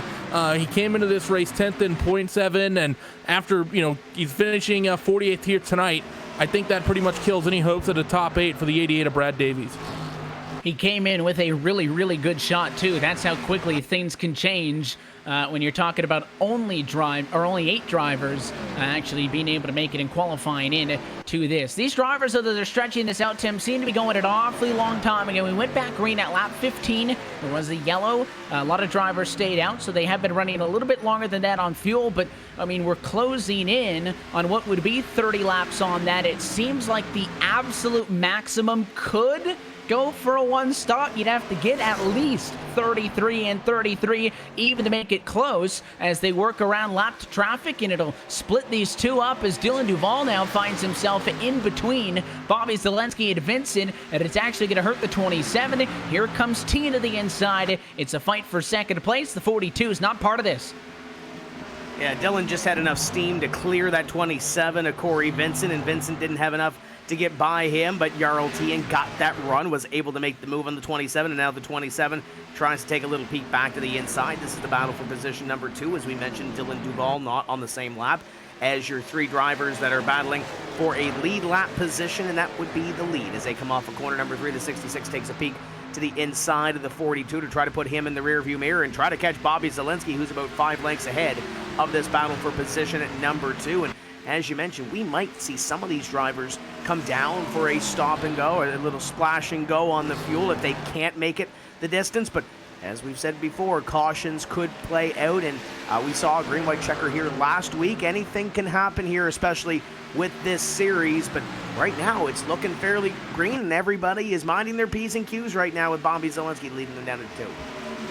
I think at this point they are trying to stretch for the one stopper, Randy. You've gone 29-ish laps on this run, and we're looking at 30 inside of that now, 36 laps to go in this race, so you're almost at that point where it hits the equilibrium, and you've gone the distance that you need to go to the end from this point. You split it in half, but surprised that a majority of the field feels confident enough, assuming that this is the strategy play that they're going to race through, that they feel like they can do this. Again, I thought it would be a pretty quick response to Zach Novak. The 6, I did note, was interested that he was the first one to come in. Normally, when you're all on the same strategy, the leader doesn't get the undercut like that, and now it's looking like that's because they're on entirely different strategies this entire time. Yeah, and I think if you're the 6 of Zach Novak, you have to start getting a little bit worrisome and maybe think that you got this strategy wrong, because typically if it's a close decision, you'll see about a 50-50 split on the field. But with so few cars coming in for the early stop going for 2, and the huge bulk of the field really going for this kind of pit stop strategy, this pit stop cycle, if you're, I think right now, if you're Zach Novak, I even think as well, even if you're Ryan Luza, he came down, I think, a bit too early as well. Came off of pit road on lap number 39. He'd have to do, 41 laps, I think, to get his way to the end. I think that might be a little too far. Those drivers that came down early, they may be somewhat kicking themselves at the moment, because if it goes green, and I'm not sure if they can hold on to this, we're going to have to see how it shakes out. We're going to have to see what the gaps are, as it seems like pit stops are starting to cycle through. We have Nelson, Mullis, and Crowder currently scored your top 3. The race leader, Zoll, came in, so this begs the question. 45 laps are complete. There are 35 laps to go. Is this enough to make it to the end? I mean, it's awfully tight on the strategy based on the fuel numbers that we've had. And oftentimes when we're talking about tire degradation like we've seen this evening, Tim, especially with this package hasn't given us the fall off that we're used to seeing. But of course, we got those higher center of the corner speeds and a little bit lower top speeds that at some racetracks it hasn't been like we've seen tonight. Oftentimes drivers would sway and stay easy on it and say, I can go this far on fuel, but my tires really can't go that far on fuel, so I'm going to play it safe. Not the case at all tonight, and it does appear that these drivers are going to try to go 35 to the end. Some of these drivers are going to try to stretch it a little bit further. Jimmy Mullis and Taylor Hurst currently out on the racetrack. First and second, Casey Kerwin in position number 3. As you saw a couple of the drivers come down pit road, led by Ben Nelson, coming down to get service on his race car. So we're up here and we're not on the pit boxes. That's why these drivers are having the strategy calls by their crew chiefs and trying to get it to the front of the field. But it's at the end of the window if you come down now to get fuel and tires, and you might want to come down and get a splash and go and maybe 2 tires at the end. But that's why the strategists are on the pit box down there for these teams and not up here as we see this all play out in front of us. There's Jimmy Mullis on your screen. He is your leader in the Sim Seats ride, coming out of corner number 3 this time. Does he decide to come down onto pit road to get service? Indeed he will, and it looks like Taylor Hurst in the JDR graphics car will follow him along. So now Casey Kerwin will cycle through to the race lead, and to the point that Tim mentioned, Randy, about us not being the ones on the box making the call. If you're, of course, unfamiliar with this eNASCAR PEAK Antifreeze iRacing series, a lot of these drivers do have people in there from their team with them on the box, and spotters and crew chiefs all strategizing on a radio channel together. That's also the reason why they don't tell us definitively what their strategy is going to be, because in a race like this where a majority of the field is going to go for one call, but there's a chance another could work in, they don't want other drivers finding out what their call is going to be. So that's why all the teams pretty tight-lipped about the strategy.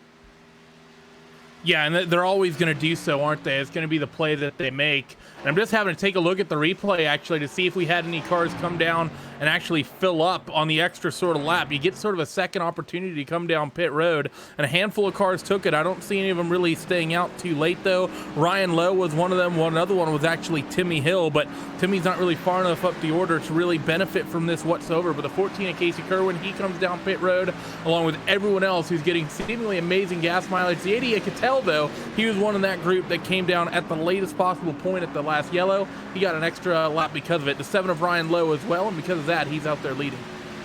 And that could be huge for those drivers when we're talking about the razor-thin margin that we sit at. Of course, when all of this cycles through, Novak will become your race leader once more. But we do believe that he and Luza and those other cars who made that early pit stop are not going to be able to go the distance, some nearly 45 laps to the end of this race. For a lot of them, seems like that would be too far when you're talking about those trying to go 35, needing to save a little bit. And I suppose turn 3 is an opportunity, Tim. Even turn 2, maybe you lift out of the gas instead of dragging the brake a little bit more. You can save some fuel, and I assume most of the drivers are going to have to need at least a little bit saved up. Yeah, they're going to need a little bit to go the distance. And, of course, with these races, long green flag runs, you're going to save a little bit throughout. But I think if you're those guys, you might want to bank on a caution prior to your pit stop, and it'll cycle everybody through, and it might save you a little bit compared to where the strategy is. But, again, that's why they have the strategists and those race crew chiefs on the box and making all those calls and crunching all those numbers. Chris Overland came down into pit road. That time by in the 16 was scored in the top 5 the last time, and it should hand the lead over to Zach Novak here with the pit strategy and the pit cycle completed. Novak and Luza will go back to the top of the board, and Novak now has a 2-second lead on the rest of the field. So it took an extra 10 laps for all of it to cycle through, but now at lap 50, everybody has come down for at least one stop of service. Some should be go to the end. Others may not be able to go the distance. So let's take a look now at our iRacing Midway Race Break, brought to you by iRacing, the world's premier online racing game with professionally sanctioned series by the likes of NASCAR and many more. At lap number 51, Zach Novak is back to the top of the board. He was the first car in. He's back to the race lead. lead, 1.8 seconds over top of Ryan Luza, who scored in second. Michael Guest to third. Bobby Zelensky is fourth, and Michael Guerrilla rounds out your top 5. These are the cars that pitted before lap 40. Corey Vincent runs in 6th position. Jarl Teen right there in 7th. Those are the drivers to look at. They pushed it to 45. 6th on back, may be able to go all the way. So it'll include Blake Reynolds in the number 8 position. Christian Challenger 9th, and Ashton Crowder, a top 10 car again. Yeah, great to see Ashton Crowder up there in the top 10. Ben Nelson right outside in position number 11. Taylor Hurst in 12th. Jimmy Mullis in 13th. Malik Gray scored in 14th the last time by, and Adam Benefiel in 15th. Casey Kerwin, Brian Schoenberg's got that double nickel up to 17th. Garrett Lowe in 18th. 19th is Jake Nichols, and completing your top 20 is Phil Diaz, but Diaz is on the move the last couple laps. Leader Michael Conti started this race near the front of the field and was inside of the top 5. He currently runs 21st with damage. Kane Cook is in 22nd with Eric J. Smith in 23rd. Brandon Cantell in 24th with Casey Tucker 25th. Chris Shearburn, Ryan Lowe, Ray Alfala, Chris Overland, and Keegan Leahy. They will round out your top 30. At first list of drivers we looked at, there was a lot of green. You can see all the red arrows at the left-hand side of your screen. Rough Nights, Cody Bias in 31st position. Logan Clampett scored in 32nd with Nicholas Shelton 33rd. Dylan Duval 34th, and he'll now drop down to 35th as he makes another trip to pit road. So Dick Ottinger will bump up a spot. So will Timmy Hill. Those are the cars still scored on the lead lap. Matt Busa is 1 lap down in 38th position. Nathan Lyon also there with him at 39th. And then, as mentioned, the only driver behind the wall this evening is Brad Davies. The 88 is in the garage in P40. That's a look top to bottom at your iRacing Midway race break. For more information on the wide variety of sim racing possibilities online, you can visit iRacing.com to sign up today. And if you use promo code PR-eNASCAR 2019, you can get your first 3 months as a member for just $10. That comes with a ton of cars and tracks to get your sim racing career started. Again, that is PR-eNASCAR 2019. That offer is valid on new iRacing memberships only. So now we return, guys, inside of the final 30 laps of this Pocono 200 to the waiting game to see just how early is the pit stop going to have to come from those top 4 now as Corey Vincent continues to climb further and further up. Again, he was on pit road at 45. If there's a lead driver in that one-stop strategy, I think it's Vincent here, trying to chase down the likes of Zelensky, who was down pit road at lap 45 also. So he's trying to go the distance. Michael Guest in front of him, pitted at 39. That's too early. So in fact, I think it's Zelensky, the biggest challenger here, I should say here, up inside of the top 5 with Tien and Challenger behind him.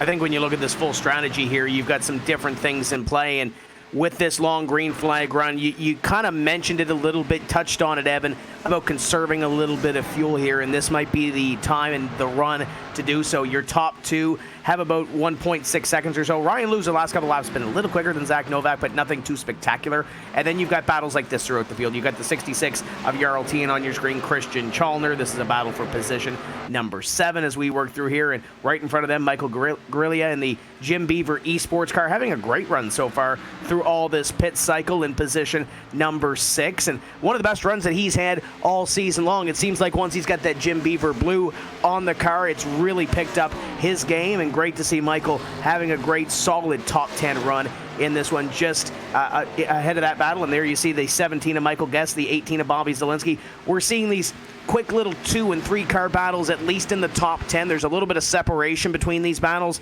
and then you start working outside the top 15 or so, Evan, and then you start seeing some of those closer battles that we have within the pack, and it's hard to really get away from each other. But these guys here content to ride right now, and there's one of those battles. You see the 46 of Jimmy Mullis on the inside of the 30 of Blake Reynolds. There's some playoff implications. They're going side by side. Reynolds is another driver trying to work with a little bit of damage. His left rear of that beneath the entry is torn up, and he's right now in between Mullis, who completes the pass at a turn 3, and of course the 77 of Crowder behind, who loses out in all of this. But the 30 car is going to come back at him, driving down to the inside in this fight for 9th on track, and Looks like Crowder really went high into the corner to try to back this up. The 30 car gets tight. Can the 77 cross him up? Yes, he does. Well planned out for Crowder, and they'll go 2x2 down the stretch and to the tunnel turn. We'll see if they both stay in it. The 77 starts to trail a little bit, but they'll go at it. Stay there. That 30 car should get the run now down at this end of the racetrack, and that 74 of Taylor Hurst joins him. Ashton right now really not having the momentum on that bottom groove. I think he pit a little bit earlier than the rest of this group, so the tires aren't going to be helping him. The run through turn 3, though, for Ashton looks good, but look at the run for the 74. Bit of contact, but they're able to hold on to it. Well held by Taylor Hurst as they came off of turn 3. That could have easily been a yellow and changed everything, but we're going to stay green. And now Taylor Hurst, after making that save off of 3, he wants the 10th spot away from Blake Reynolds. It's a gutsy move by Taylor Hurst to stay in the gas after Crowder pushed up. Now he's the one that's tight. He'll squeeze Reynolds to the outside wall, and they'll both find the space to make it happen. Again, inside, can't carry that speed off the corner, and the 30 Reynolds defends for the time being. Something tells me this trio of cars is not going to back off each other anytime soon as we close in on 33 now and closer to 20 laps to go now in this race. All of these drivers in this group in particular are on the same strategy, so there is no waiting for anything to cycle through. And now Benjamin Nelson joins the picture. He is the 4th car in this train.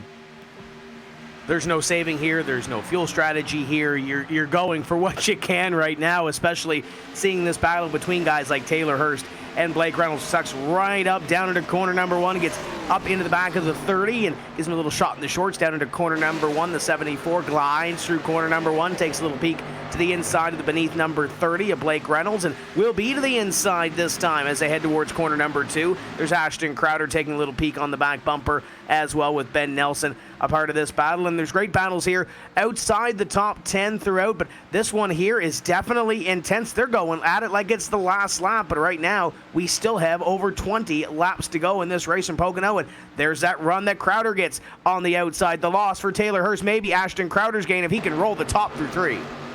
It's a role reversal as the 30 car is slow off of the corner. Reynolds is going to come down to pit road, and I think that hurt Taylor Hurst a little bit. Zach Novak also, not going to be able to make it. We knew that the 6 car did not have the fuel to go the distance. It is an earlier pit stop that I would have expected, but he is in at lap number 53. Ryan Luza stays out. He would be the next driver to have to come in to make the distance, and very shortly, Bobby Zelensky, the lead driver, trying to stretch his fuel to the end, would become your race leader. Right now, he scored P2 with the Luza still out on track in the 53.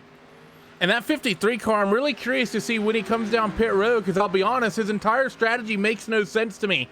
We know that he didn't come down late enough to be able to one-stop this race unless he's planning on going some ultra fuel save, which it doesn't look like it. And here he comes down on a pit road immediately. I was going to say, because at the first time he came down pit road, he waited 3 laps until Novak came down before he hit pit road. So he really didn't wait long enough to get to have a new tire advantage, and he didn't really come down long enough to be able to do anything with fuel. So I think Ryan at the first stop just basically cost himself time. This time he comes down 1 lap later, which is I think what he needed to do. So maybe being a little unsure on the strategy with the 53 Aluza, not knowing the fuel mileage, but the 18 of Zelensky, he's going to now lead this thing as he works down the Long Pond straightaway. The 27 of Corey Vincent runs second. Michael Gariglia is one scored in third. So those who just pitted, no question, they're going to be able to go the distance in this race. Now is the fun part as Bobby Zelensky actually caught the wall a little bit that time at a 2, has assumed the race lead. He was on pit road at lap number 45, so he has to go 35 laps on a tank of fuel to make it the distance. We were hearing somewhere between 32 and 33 on fuel. If that's an accurate number, some saving is certainly involved in this, but Timmy, it's not like he can just hang way back and chill out, because this is kind of the dominant strategy. So you're still racing against everybody else. Corey Vincent only a second behind you in P2. Jarl T and Christian Challoner, those drivers within 3 seconds of the race lead. So while they're all going to be trying to save, and in theory they should all back off, someone's going to push it. It's going to force another car to give a little bit more, and these guys might run each other out of fuel, battling for position. We'll see who has the discipline if it is indeed as tight on fuel as we think it's going to be. And if it is as tight as we think it is, you mentioned 33 might be the end of the pit window. If they're going 35 to save 2 laps of fuel here at Pocono, especially when you're battling for a position which could potentially end up being the win, oh, that's a big ask for some of these drivers. As you see Jarl Tien and the 37 of Chalner battling on your screen. That's her position number 3, about 2.5 seconds behind your leader, Bobby Zalenski. And there is a caution flag. Oh, boy. Caution with 18 laps to go. Going to absolutely change this one up. And we take a look. Chris Shearburn, maybe the driver devolved. There it is. The 36 car wrong way up against the outside wall. We'll look to the Race Spot TV replay, and very similar to an earlier incident we saw with Logan DeClampett. He was drafted with the 16 car of Chris Overland. This was off of the tunnel turn down to 3, and the 16 get a little bit too close on that left rear quarter panel, trying to take the air off of him and get some side draft, and he just hooked the 36 car around, and Chris Shearburn, who was in 19th position, takes a hard hit into the inside wall. That is really going to hurt him, after we talked about, of course, all of the implications of tonight's race, and this really changes up the strategy as well. Yeah, this basically kills the strategy entirely. Everyone is going to be coming down on towards pit road, except the drivers who just pit. So this might actually be advantage to Ryan Luza going that 1 lap longer than Zach Novak. He should get gifted the race lead here when the entire field eventually catches the pace car and is able to come down pit road for service, because everyone is coming down 100% for tires. And I think we're going to see Novak and Luza at the head of the field.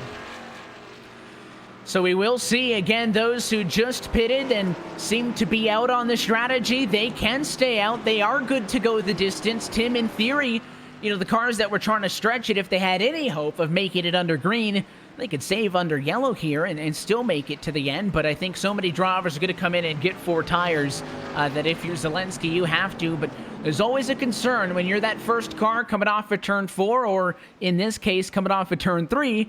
If you dive down pit road, is everybody behind you going to stay out? If you stay out, is everybody going to behind you come down to the pit lane? There's an awful lot that's going to change in this race, and we'll find out in about 20 seconds or so as the pit lane opens, the field's up behind the pace car, and we wait to see who our takers are going to be. Unless something crazy happens here, Evan, I would have to think guys like Zalenski, Vincent, everybody would come down and at least get tires and get that insurance and a little bit of stability.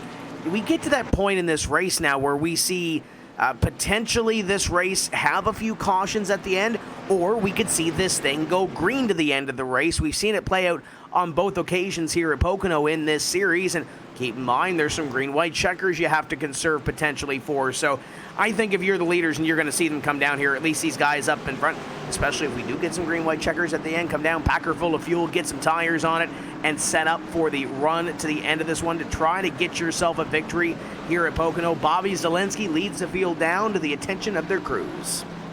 And no surprise that Zach Novak stays out. I believe he was the only driver on the lead lap to in fact stay out, so everybody is down for their service on the pit lane. 4 tires is probably going to be what everybody wants. We'll see what the calls are, and of course, don't make a mistake on pit road. We've seen drivers do that already tonight.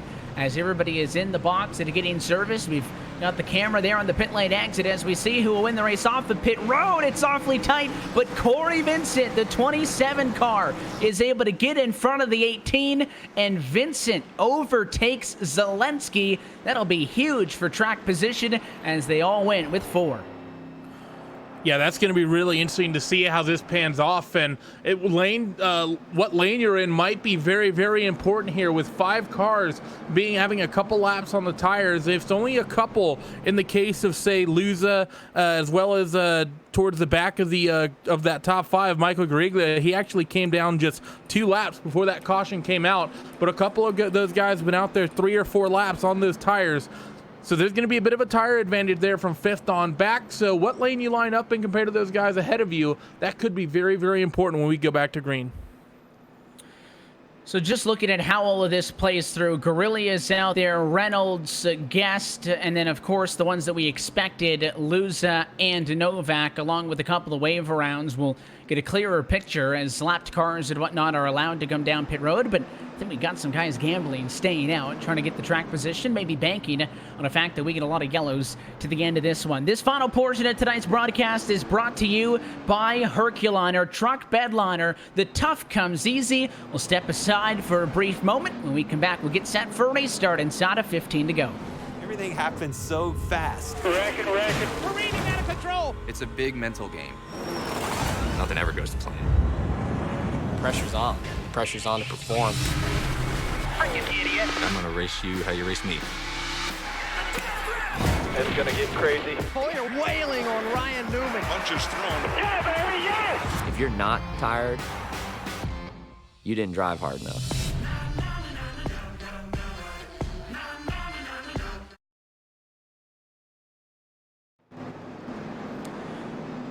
Maybe a fun preview tonight from the virtual Pocono Raceway of what you'll see this upcoming Sunday, but a caution flag has really thrown a wrench into the strategy we thought was certain in this Pocono 200, and it'll be a fun run to the end of this 12th race of the 2019 eNASCAR PEAK Antifreeze iRacing Series. But if you're enjoying the action tonight, make sure to tune in this Thursday at 5 p.m. Eastern Time for a 1-hour special presentation of NASCAR America on NBCSN featuring the eNASCAR iRacing All-Star Race. This will be the first time a sim race will be broadcast live on network television in the U.S. So you're not going to want to miss out on this race featuring the top drivers of this eNASCAR PEAK Antifreeze iRacing Series taking to the virtual Iowa Speedway. You can join myself along with NASCAR America's Chris Devoda, Parker Kligerman, and AJ Allmendinger. iRacing team owners Steve Letarte, Jeff Byrne are also going to be a part of the action, covering the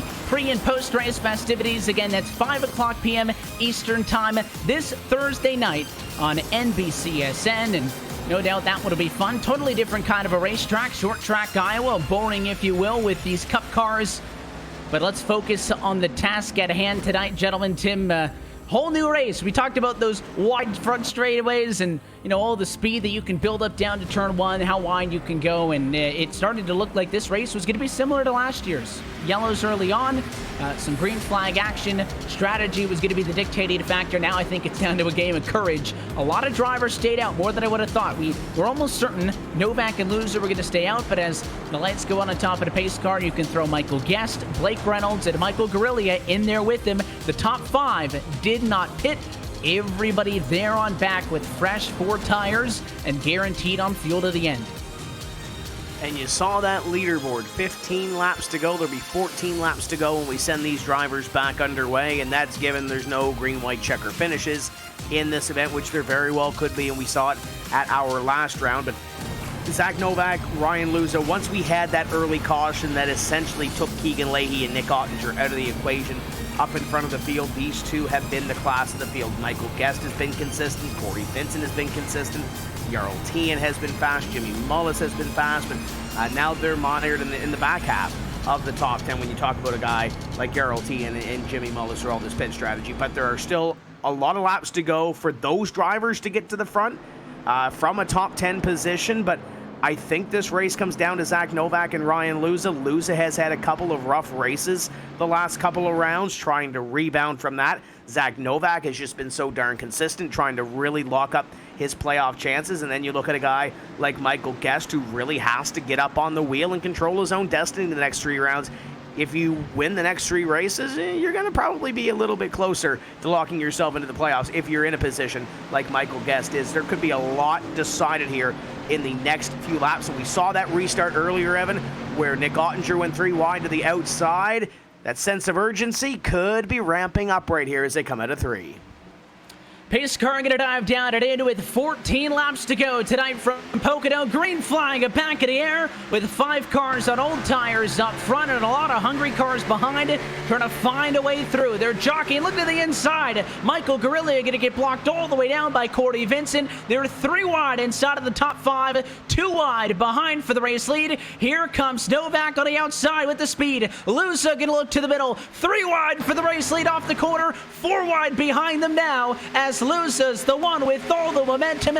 He'll race for the lead to the tunnel turn, trying to take it away from Zach Novak. Looking to the inside, the 6 car going to try to hold strong, loses sideways, still neck and neck down to 3. They're piling up. They're piling up off of 2. There's 3 cars involved in a big pile up through turn 2. This is in your mid-pack. I believe it was Ashton Crowder, who's having such a good run. I think got sent up into the outside wall, maybe in the 75. No, it was Ashton, I think, who got sent up there. So big damage for him, and that's going to bring out another yellow that resets the field. But man, that was fun to watch. Teammates 3 wide for the race lead between Novak and Michael Guest. That was a heck of a restart, and Luza will be scored with the lead. It was some quasi 3 and 4 wide in that tunnel turn, and Taylor Hurst, I think, checked up or got door slammed, and he got pushed up into the 77 to Crowder. That's how Crowder ended up in the outside wall. And then, of course, cars around them crashed. Michael Conti was one of them, also spinning. I saw the 30 go, or the 80, sorry, of Brandon Cattell go all the way around, and a couple of other cars were into the outside wall. But I gotta say, Tim, not all that surprising, because that all stemmed from up front, where we had a huge block by Cody Vincent there. It really blocked the racetrack, locked him into those 3 and 4 lanes. And it's not even that the cars that had stayed out were, you know, demonstrably slower. They certainly didn't have the bite off of the corner. We saw that with the race out of 1, where Luza made his challenge on Novak, but it just all started with those fast cars trying to get it before turn 1, knowing that if I don't make the crazy move, the guy behind me is going to undercut me. I'm going to be stuck in the middle. So everybody tried to be the first one to make the move, and all of a sudden you end up with a traffic jam, 4 lanes down to the tunnel turn, and it just doesn't normally end well. You need to do whatever you can to try to pick up those positions while everybody's bunched together on a restart. And if you're near the front of the field, if your guys fighting for that top spot like your Novaks, your Michael Guest, you need to get that clean air as quickly as you can. As you see the caution flag fly from the starter one more time, but you really need to get to the front when you have that opportunity and everybody is tucked up tight together. Are we going to see some drivers come down into pit road here? Sure we are. Michael Guest is going to come onto pit road, and he's going to surrender what would be position number 5 to do so down onto pit road. I believe Gariglia also decided to peel off in behind him. So we've got some drivers that are coming down and maybe potentially taking fuel tires, but you look back there, a lot of those drivers stayed out on the racetrack. So Michael Guest and Michael Griglia, they're going to have a long road to hoe to get back up to the front of the field and what will be around 10 laps or so without any green-white checkers. And of course, Michael Guest had stayed out on the yellow flag previous to this, and obviously saw something that he didn't like while he was out there. So the reason he had such good track position is because he stayed out the first time. Pitting the second time, I think, is retrospectively going to cost him a lot more than if he just came down to the pit lane, Randy, in the first place. But I guess wanted to go out there and try it out, and maybe feeling like this race is going to have a couple of restarts, because one thing that we didn't get an opportunity to talk about, but we're probably going to hit pretty shortly before the yellow prior to this came out, was, you know, drivers were so tight on trying to make it to lap 80. No longer are we only focused on going to the scheduled distance because of overtime and the green-white-checkered finishes. And, of course, we saw that just last week with an exciting win by Zach Novak at Kentucky Speedway. You need a little bit more, so maybe Guest figuring this thing could go into overtime. We could have a handful of restarts due up, and I'm going to want a fresh race car. My concern would be you're pitting, you're putting yourself back into traffic, and if there's going to be calamity to lead to those restarts, that's probably where it's coming from. But we will see how it plays out for him, as it looks like he's going to be scored in the 20s. I don't like the call whatsoever. I really don't understand what he's thinking here, because if he's thinking we're going to go 10 laps to the end, most of the cars out there on the racetrack, they either just got brand new tires at the caution, or the tires are only 2 or 3 or 4 laps old before that. So you're not going to have as much of a tire advantage to run your way through the field, and you're going to be in the mid-pack, which tends to be no man's land on the restarts, because if anything happens, if it happens at the head of the field, that means everyone has to check up, and your chances of getting caught up in it are much higher than if you're just running 5th in the first place. And even if if his plan is, oh, well, we might get overtime and might have a green-white-checkered, you know, green-white-checkered's only 2 laps at the maximum, and only 1 lap or half a lap or less if it gets if we then get a yellow and go to a second or even third attempt. So I don't think there's enough time for this schedule, or for this race, for the 17 of Michael Guest, for this strategy to pan out. I don't know if it's inexperience with Michael, but I don't see any way where it makes sense to give up 18 positions on track position away in just for what's going to be a 10 to maybe 16 lap run with the GWC. That's I'm perplexed. I really don't see the logic. We'll see how it plays out. You could just as easily end up in a situation like we saw very early in this race when we saw the big crash in turn 2, where the accident actually happens up front, in that case on the front row. All of those front cars crash, and the guys in the 20s and the 30s end up the front. Maybe they're expecting that level of calamity again, but it is just so impossible to predict how those incidents will come, where they'll come from, and what a safe place to be is on the racetrack. We saw with that earlier incident that not even the front row safe, because that was the 3-wide battle into the tunnel turn that created the contact that actually caused all of it. At that time, Zach Novak was on the bottom.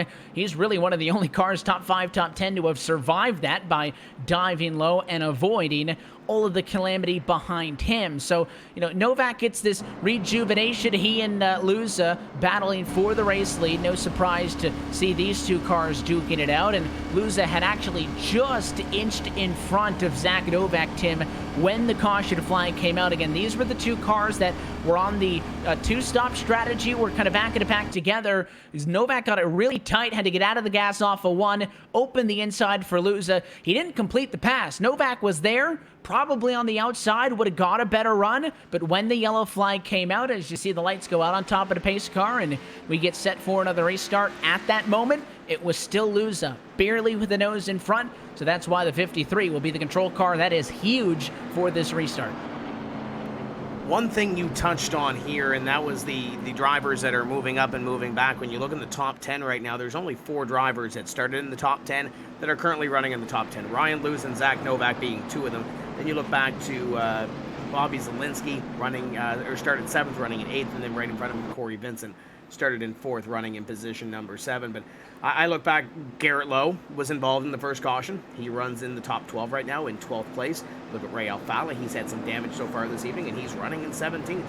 Chris Overland was involved in a recent caution. They're still running in position number 18. So the 2 Wood Brothers teammates, as you can see them line up almost on the same row back there at the back of your picture. So there's some drivers that have had some tough luck, a rough sled here this evening, but they're still trying to rebound here. And if we have a little contact up in front, it ends up being a dodging of some wrecks. You might see some guys like Ray Alfala sneak away with the top 10 finish before it's all said and done here at Pocono. But with the lights out, we're getting ready to see another one of those fantastic restarts. I can't wait to see the 3 and 4 wide racing that we're going to see here on this restart with this rules package. We've seen all but one of our races on an oval this season be separated at the end, a margin of victory less than 1 second. Something tells me tonight at Pocono is going to be another thrilling one, so buckle up because we are far from over in this Pocono 200. A pace car down and in. The scoring to pylon says 9 laps to go. It's the 53 Ryan Luza, still old tires, going to put the right foot down. Green flag back in the air. Zach Novak with a pretty good jump alongside him. They'll drag race for the lead to turn 1. A little bit calmer behind them, top 10. They're still fanning out nearly 3, 4, and potentially 5 wide. Nearly 7 lanes of this racetrack getting utilized in towards turn 1. The 53 of Luz is going to defend on the bottom. 4 wide for second. Ben Nelson gets set up in the wall. The 6 of Novak's up there, and he's going to get freight trained. It's going to be Christian Chandler who benefits, and he's going to slot his way into second, and Kerwin's going to get into third. Zelensky, he'll come up the middle 3 wide. He rockets into 3rd place at the Interstate Batteries Toyota. It'll be 4th in line. Luza leads out of the tunnel turn. Challenger scored in 2nd position. Kerwin, in fact, is 3rd. And then Zelensky in 4th as here comes the 14. He'll look low on the 37. Can't make it happen. And Challenger's going to have the better run off of the quarter. Watch the JTG Darty Racing entry. He closes from 2 car lengths to 1. It's half a car length now into 1 Tim challenge yet. He looks to the inside. Luza doesn't block though, and he'll stay behind as Zelensky goes to the inside for 3rd. Bobby Zielinski taking a look. Casey Kerwin had a great restart there, moved himself up and firmly into the top 5. The 37 of Challenger, top 3 in this race last year. Caution flag will fly. Cody Bias in the 24 was loose. He goes around, and it is a big mess in the center of the pack that'll set us up for another late race restart. The replay will show that he and the 99 Logan Clampett, there's Clampett late dive to the inside, didn't really have a spot, but tried to flash the nose and convince the 24 to give it to him. Didn't happen. There was contact. You can see how long Bias was trying to save it for.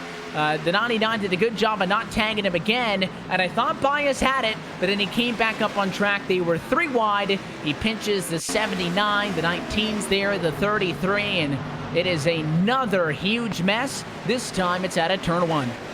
Yeah, I'm not sure if Bias just didn't get a call from the spotter or what, but they were 3, nearly 4 wide up above him, and he just sort of tried to come up on the racetrack and get there and get to that sort of point on the racetrack and try to go moving forward. I don't know if he was maybe frustrated with the 99 and maybe trying to be a little bit retaliatory or what the deal was, but that was, I think, a little silly by the 24. Now, at the head of the field, we will get another restart before we get into overtime territory. That is a given. And Evan, I do not like the 53 right now to win this race. He's got the slightly older tires than the drivers who would have waited until the caution to come down pit road. And that 37 Challenger was not wasting time at setting him up. I think the 37 and the 14 are going to get around the 53, and I think those two are going to duke it out. And it's fitting for Casey, as he's just 1 year ago today, we saw him have a bit of a medical emergency, miss a couple races last year because of it, and he comes out and he's running third 1 year after. It's awfully good to see that PEAK sponsor number 14 forward at a good spot. Zelensky also, who I mentioned, made that incredible 3 wide move in turn 2. All these cars are going to be right up and on Luza. Of course, the benefit that he gets, Tim, is he'll be the control car for the restart, so he can go first. I would expect it to be a very early jump for the G Fuel Flipside Tactics Toyota Camry. But I mean, after turn 1, when they start to get on it, even though it's only 5 lap difference on tires, 5 to 10 give or take, depending on which specific driver combo we're talking about. So it is a small advantage, but I mean, Challenger was setting him up. All these cars were getting a chance. The question will be, how many laps do we get? Of course, this might end up with 3 laps to the end, and that extra 2.5 miles could make a huge difference. Absolutely, it could. It gives you an opportunity to set somebody up, going down into turn 2 or turn 3. There's a long way around here to try to set up your move and try to figure out how you are going to execute it to try to take away the victory and make sure that driver behind you doesn't have that opportunity to make that move back. But I was about to say, Challenger finished in the top 3 in this race last year. He's had momentum in this series. Can he take away a victory here? I think he can, but Ryan Lewis has been solid up in front. But then we saw Zach Novak on that last restart fall all the way back and currently scored, he's scored outside the top 20 right now. So he's not where he wanted to be, but these restarts, as we saw, 2, 3, 4, and potentially 5 wide as they fan out in the front straightaway. Anything can happen, but Ryan Luza going to be in control of this one. But I like where Christian Challenger is sitting. He has an opportunity to crack that bubble and get in to eNASCAR PEAK Antifreeze iRacing Series victory lane. Be one of the bigger stories, I would think, of this season so far. I'm sure it's emotionally nerve-wracking for Ryan Luza to be pacing around leading this race, knowing what is to come as we get set for what could be the final restart of this race here on Race Spot TV and the iRacing Sports Network. Still plenty of action coming up on the iRacing Sports Network, including this weekend for the Porsche Esports Super Cup. Round 8 takes on the Nürburgring this Saturday. 40 of the best sim racers, $100,000 on the line. Who will rise to the challenge? This is the most competitive and sought-after season in iRacing World Championship history. This is where legends are made. This is the Porsche Esports Super Cup.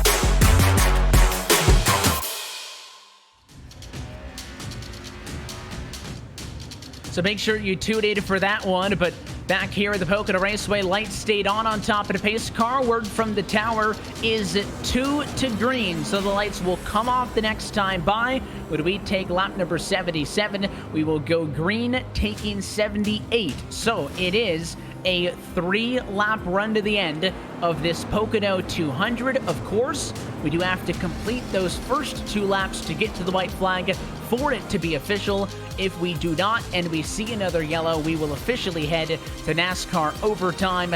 3 attempts, a maximum of 3 shots at a green-white-checkered finish. We saw our first taste of that 2 weeks ago.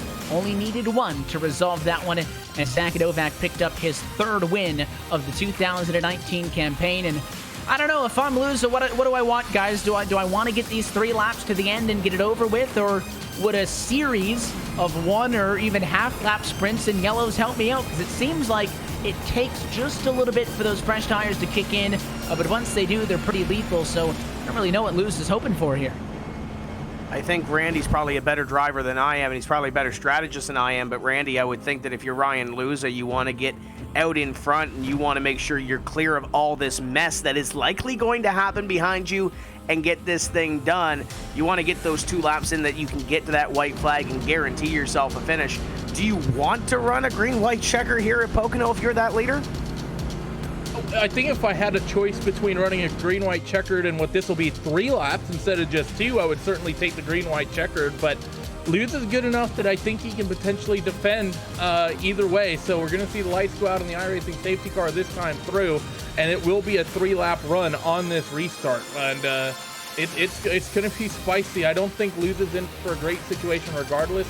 I think as long as Chandler gets a good restart, he has enough time, either if it's a 3-lap run here or a 2-lap run through a green-white checker, to pick that spot up. He just has to time the restart right, and he has to get the right run in the right spot. And I think importantly, not get forced 3 wide down in towards turn 1, which could of course open the door for the likes of Kerwin, Zelensky, and Mullis, and everyone there back behind you. And I wouldn't know if I'd define myself as a better driver than you, Tim. Maybe I might be able to scarf down more hot dogs than you, but I don't know about wheeling race cars. You got a rebuttal for that, Tim? Or are you going to accept that and take it as a compliment? I threw down the gauntlet. I think we're just going to accept it as it is. Martinsville with the hot dogs is not on the schedule for the end of the season, so I think we're going to leave it at that. But this field's getting ready to go back to green, Evan. I like Chalner's chance on the outside. This is probably his best chance in recent memory to win one of these eNASCAR PEAK Antifreeze iRacing Series races. Ryan Luza on the inside, but I'll take a page out of Randy's book. These guys are hungry for a victory. Ryan hasn't been to victory lane in a while. He's had a couple of rough races. Chalner looking for his first. Casey Kerwin is in there too, and then Bobby Zelensky looking to repeat what he did on the road course a couple of weeks ago and try to get that thing back to victory lane.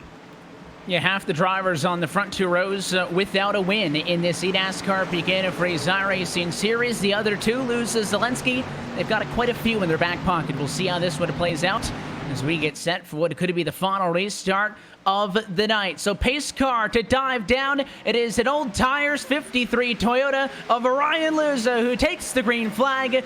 3 more laps to go, and he gets a healthy jump. Here comes Kerwin up the inside, side by side for second. You can see the calamity behind as they're 6 wide into 1, but here's the battle of the race lead. It's Kerwin to the inside. Luza trying to defend side by side at a turn 1. The 46 car there as well. Don't count out Mullis as they go 2 by 2 for the race lead. Where did Malik Ray come from? The 90 car looking for a shot at this one, and they're going side by side in front. The 14 at Casey Kerwin picked up that opportunity. Little contact, cautions out. You think it was in front? Casey Kerwin with the nose in front as the caution flag comes out. This race is not over, but you see the heavy damage on Timmy Hill's Flipside Tactics Toyota. It is an incident in the tunnel turn. We'll take a look at the Race Spot TV replay. You can see all the chaos here. Hard to track where he is. He's the black and green Toyota on the outside line right there, and it is more contact on the straightaway. Clampett gets a little bit of a shot by the 6. Yeah, the 6 got him in the right rear. Didn't really look like he turned down on him a ton, but really he was trying to cross him over, but that little bit of contact turns the 99 up the hill, and it's a healthy hip check for the 63 car at Timmy Hill. He gets a lot of damage just by nature of coming up and into the field, but another driver who took a big hit was Logan Clampett, who slapped the inside wall. And I think in some ways he might even be able to argue that 99 somewhat caused it. We know Novak, after that restart, he opted to come down pit road. He restarted somewhere around 20th. And he went out there, and honestly, the 99 mirror drove him down Long Pond straightaway. 99 drove all the way to the bottom. Novak went to the middle, and then Logan cut right up the racetrack in front of him and turned himself across the 6's nose. That's really what caused all that. So Green-white-checkered going to be coming out here. And for this 14 car, Casey Kerwin, he ran worst last night in the World of Outlaws feature event at Volusia for their esports championship, sponsored by Morton Buildings. And he's going out and he's fighting for first here tonight. So it'd be I think he'll take losing last night to potentially pick up this one. The 53 is still there. Luza has an opportunity to come back, and he really tried to pinch. I thought the accident, Tim, was going to come out of front row because, I mean, he got right up on the right rear quarter panel of Kerwin, tried to slow him down a little bit, squeeze him low, and I was just waiting for that Ford to get turned into the outside wall. I was certain that's where the incident was going to come from. Instead, Kerwin was going to get the spot anyways, but at the moment of yellow, Kerwin was your race leader, so the same way Luza got the lead is the way he loses it. The 14 will become the top car. The 53 is still there, but this is far from over. Mullis, Challenger, you mentioned Malik Ray, all those drivers still in a very good position, and they know now that it will be a 2-lap run at the end as this one officially enters overtime. And with the way this package is, when you look at everybody that was racing on that restart, Ryan loses a control car, but when you look at it, he was almost vulnerable to a point where he had Casey Kerwin to the inside, and eventually Kerwin has that lead. I don't think anybody's safe. We saw Bobby Zielinski in the top 5 got shuffled out with Corey Vincent as they were battling hard for position. I don't know if anybody's safe on this restart. Yes, you might be the control car. Yes, you might have the opportunity to restart this race, but with the way this package is, with the way that everybody gets up to speed, if you're Casey Kerwin, you're Ryan Luza, I don't think you're safe right now. I don't think there's anybody that can really feel comfortable being in the lead, and with 3 attempts at this green-white checker finish, you have to be on the wheel, and number one, make sure you get to the white flag on 2 of those opportunities to get that checkered flag at the end of it. But if I'm Casey Kerwin or Ryan Luza, and especially Ryan Luza starting on the outside of the front row and Challenger starting on the outside, I don't feel safe right now, and I feel a little vulnerable if I'm the leader too. Challenger might also get kind of stuck behind Luza. The reason that, of course, you saw the 53 get off to such a good jump as he controls the start of this race. When the pace car dives down, he's got a bubble between that point and when they actually reach the exit of the restart box to start the race. That's how he got such a good launch, and by the time they got to 1, you could tell that he had those a little bit more worn out tires.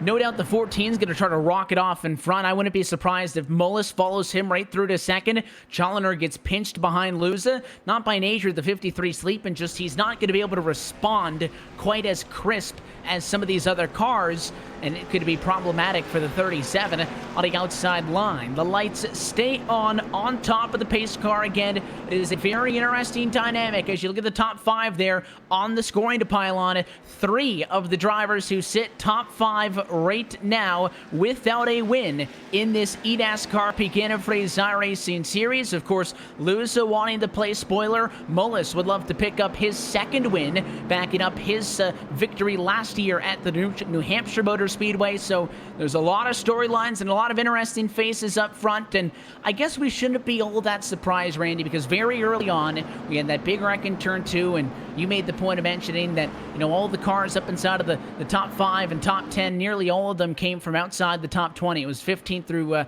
5th through 25th or something like that. You mentioned they would all come through the field, and that's kind of stayed true. Malik Gray, 39th to 5th. Christian Challenger, 31st to 4th. There's still been the constants. Vincent's still here. Don't count out Bobby Zielinski. He's still there. There's Cord in 6th and 7th position right now. But a lot of these cars from way at the back to the front have to take advantage of this. But it might be a tall ask at trying to survive, again, a maximum of 3 more restarts. Yeah, you're absolutely right about that for a lot of these guys that picked up so many of these spots. And for so many of them, there's so much on the line. The 14 of Kerwin, he comes into this thing 14th in the points. This could potentially spring him to a top 8 once we get into the playoffs. Jimmy Mullis, 9th in the points coming into the race. He sits in 3rd. Christian Challenger, 11th. He sits 4th. Michael Guest, he came in 12th in points. He currently sits 11th. And if memory serves me right, he's on the newest tires of all. So that 17 car is going to be quick quick on the restart. Logan Clampett, he had issues, and for the most part, Corey Vincent's the last one that's running near the front. He came into this race 16th in the points. He runs 6th. So there's a lot of cars near the front of the field that are fighting tooth and nail to get into that top 8, and they're all pretty much fighting for this win at this point. I don't think it's out of the question that we see 3, 4, and 5 wide going to turn 1 on these green-white checkers. I think we're at least going to attempt number 2. Again, Casey Kerwin just looking to add a win at this top sim racing level to his virtual trophy cabinet, if you would, Tim. A driver who has over 400 official race wins on the iRacing service. He wins nearly 25% of those starts in all official racing on iRacing. That's one of the highest percentages of all the drivers in this 2019 class. But again, the win that has eluded him has been these ones on Tuesday nights. A perfect opportunity to try to go for it here. The driver who's competing in his 2nd season in this series will have a good shot at it with the lights off and the restart coming up next time by. Yeah, you've got some interesting characters here in the top 5. Obviously, Casey Kerwin is good on multiple disciplines, as you mentioned. He's running on Monday nights in the World of Outlaws late models. Ryan Luza really good at this oval series and has picked up a championship. You look at Jimmy Mullis, you look at Christian Chalner, who's been strong the last couple of weeks. How about Malik Ray? Came out of absolutely nowhere. Started in 39th position. He's up to position number 5 in the Sunoco number 90 for Richmond Raceway Esports. The 27 on his outside. Corey Vincent has been solid and consistent all night long. You look down the list. Garrett Lowe was involved in the first caution flag earlier in the race, and he's back in the top 10. With the way this package runs, I don't know how you can predict the winner. Heck, Chris Overland's up there on the outside of row number 6. I don't know how you're going to predict a winner from this, but ooh, it's going to be fun to watch.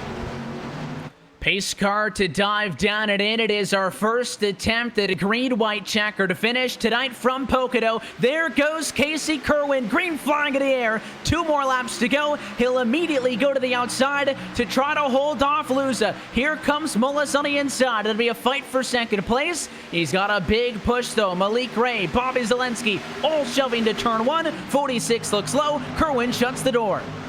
The mid-pack was tame entering turn 1. They were only 2 wide. This time through, the 46 of Mullis get to run off of turn 1 and down Long Pond straightaway. They're going to be side by side through the tunnel turn. We've not seen the outside be the place to be here. The 46 of Mullis, he is going to look low. Can Casey hold on up top? Seem like the answer is probably going to be no. The 46 of Mullis takes the lead, but he's not clear. Kerwin fights back on the outside. They come in towards 3, looking for the white. The 14 Campanos, and that's big. The 46 drives it in so hard on the inside. What a corner for Jimmy Mullis. He'll pull 4 car lengths off of turn 3. White flag in the air. It's the last lap. He pulled the field like they were standing still in corner number 3, but look at the run they get down the front straightaway. Malik Ray to the inside. They're going to suck right up to Jimmy Mullis. The 14 of Casey Kerwin looking for that first win. Jimmy Mullis looking to hang on. It's now a battle for position number 3. Take a look at that. It's Malik Ray and Ryan Luza side by side. Your top 2 battling for this win. Can Casey Kerwin pull one out of his back pocket? Kerwin has to make up a 5-car length deficit. Final time at a tunnel turn now. Ray as well, the 18 of Zelensky. They all get around the 53 machine as Luza slides on all tires. But at the front of the field, it is Jimmy Mullis with an incredible lap off of the restart. Work the inside line. He'll be clear at a turn number 3 to get his 2nd ever win in the eNASCAR PEAK Antifreeze iRacing Series, capturing the win tonight from Pocono. 2nd week in a row. It came down to overtime. What a win for the 46. What a win for him. This is so important, not only, of course, to pick up your 2nd win in the series as the 14 of Kerwin will pull alongside and wish him congratulations, but like we said, came in 9th in the points. He's going to put himself comfortably in the top 8 with the likes of Bobby Zelensky, Nick Gonger, Michael Connie, and importantly, Keegan Leahy having bad runs tonight. Jimmy Mullis looks like he's setting himself up for a playoff run after the big win here at Pocono. What a run, and talk about the critical times to get on a streak. We talked about how streaky of a year it has been, Tim, and now's the opportunity to get hot, of course.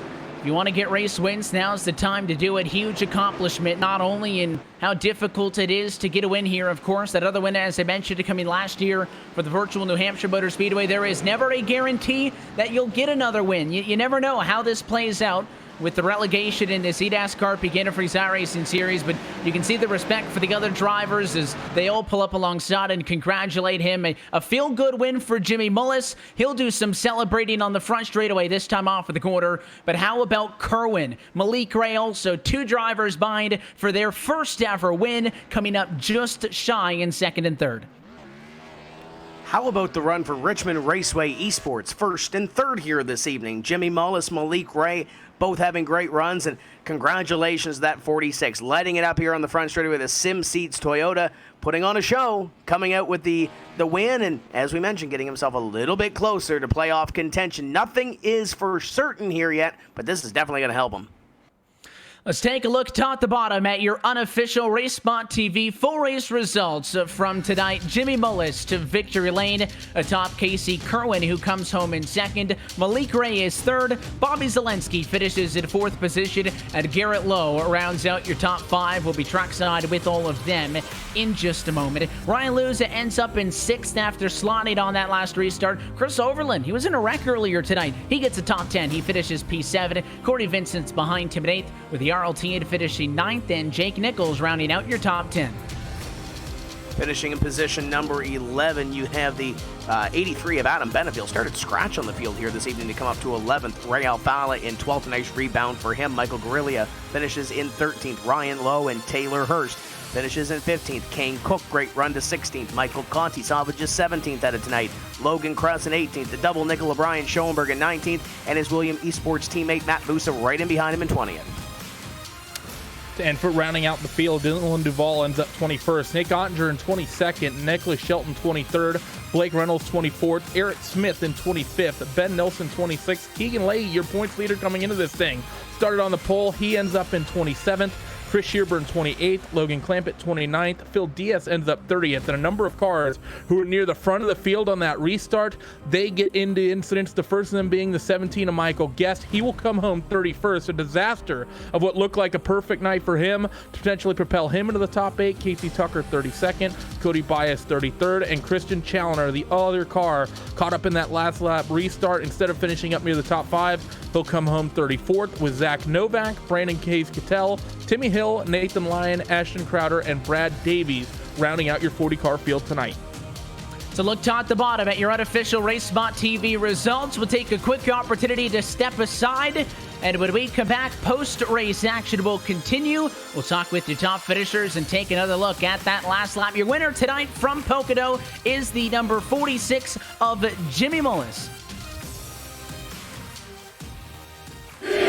Gotta love this time of year. Only one can be champion. Let's go playoff racing. I said, hey, there's no surrender. Let me hear my battle cry.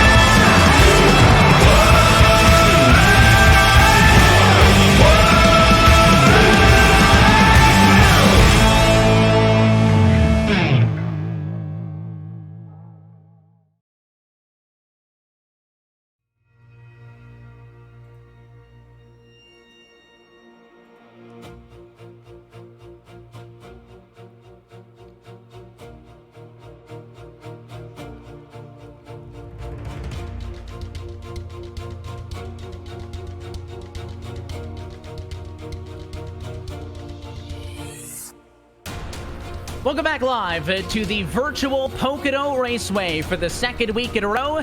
It took overtime at a green-white-checkered to finish to wrap up the race, as your winner tonight is Jimmy Mullis in the eNASCAR PEAK Antifreeze iRacing Series, welcoming you back in the RaceSpot TV's continuing coverage of the iRacing Esports Network. And a whole lot went down as we bring you back into the booth. Evan Pasoko, Tim Terry, and Randy Chaneth with you. We'll go trackside and talk with the drivers in just a moment, guys, but let's take a look at the incident there. That was the last lap contact. You see the 17 hard into the inside wall. All of this happening after we took the white white flag. So that's why this race was official. Really hurt the finishing positions for those drivers. There's some drivers in this wreck like Christian Chalner and the 17 of Michael Guest who really put themselves behind the 8 ball, and there's Chalner and Guest, 2 drivers that are looking for playoff contention and playoff spots. It's going to definitely hurt them as we go forward. They've got 2 races to try to salvage what they can and try to get themselves into championship contention and try to win some big money at the end of the year. They wrecked behind, but you could see the 46 car was clear off of the corner, and we are trackside now with the driver of the number 46 machine. Jimmy Mullis is your race winner tonight for the virtual Pocono Raceway. Jimmy, congratulations on the win. What a night from Pocono, a combination of uniquely timed caution flags, mix it up the strategy, and just for an extra measure, some late race restarts to make this one exciting. Just tell us about it from the perspective of behind the wheel of the 46 car there battling late. Oh, it was absolutely insane. It was really intense, and coming into tonight, I knew that this race was going to get pretty wild, especially if we had some late restarts. And luckily, I just was able to keep my car clean all night and put myself in position to have a shot at it there at the end, and just got a really good corner through turn 1 on the restart and pretty much never looked back. So I don't know, man. Once again, after winning, I don't really know what to say. Well, it is a good problem to have, of course, second career win in this eNASCAR PEAK Antifreeze iRacing series, and obviously coming at an opportune time because we talked about a lot of the drivers near that playoff bubble having rough nights. Nick Ottinger, who was the last driver in coming into tonight, had early issues in this race, and all of the late race chaos helped him out a bit, but he finishes in 22nd position. You came into tonight 6 points behind him. Will certainly look to make that leap ahead, and a big step in the overarching goal for you, which is, of course, to make it into the playoffs and fight for the championship. You've improved on your finish in the points year after year. 18th in your debut season in 2017. You finished 11th in the season last year, and, of course, are trying to make a real play and put your Richmond Raceway Esports car in the playoffs. Oh yeah, absolutely. Tonight was huge, especially with all those guys having trouble. It's not really something you necessarily wish for, but for my sake, it's pretty good that I was able to come out on top tonight with all of them having trouble. I think I've probably built a relatively nice gap for these last 2 regular season races, which is really, really what I needed. I feel like if I get into the playoffs, I might have a shot at doing something, and I've worked really hard this year, or really the past 3 years, to just better myself, and to be in this position with 2 races to go is really awesome and really special. Of course, you do have to now protect, which, I mean, it's a good problem to have. We had a conversation in the booth tonight about controlling your own destiny. When you are coming from behind, not only do you have to go out there and put down a good performance, but you do need the cars in front of you to have some issues. Now that you're playing defense, you can control your own destiny at a couple of unique racetracks coming up to end the season. We'll go back to somewhat of a familiar place, I guess, MIS in 2 weeks' time. We raced at Fontana earlier this year, but I think obviously the big question mark is Bristol, and I'm sure you'd like to have a healthy points gap going into that one. Yeah, absolutely. I don't think you ever want to be on the outside looking in, this late into the season. And Bristol was one I was really worried about, and obviously still am, because I'm not locked in, so anything can happen. Just have to knock these last 2 races out. Michigan is going to be a lot more hectic than tonight was, I believe.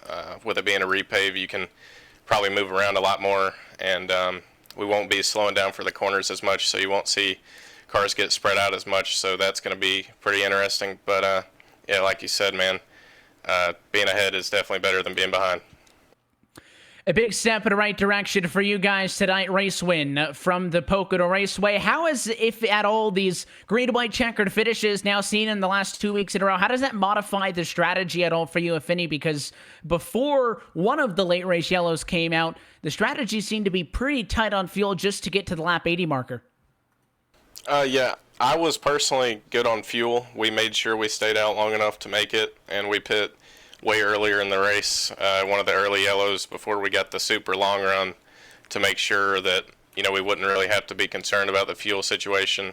But I know a lot of guys in front of me were kind of pushing it and pushing their window there at the end, so that was a little concerning that the late yellow came out because I felt like I might have had a shot at winning just based on fuel strategy.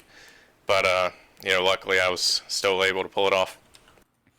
We'll let you get out of here. Before we do, as always, Jimmy, the sponsors, the shout-outs, all of those good folks. Who makes it happen for the 46 Toyota?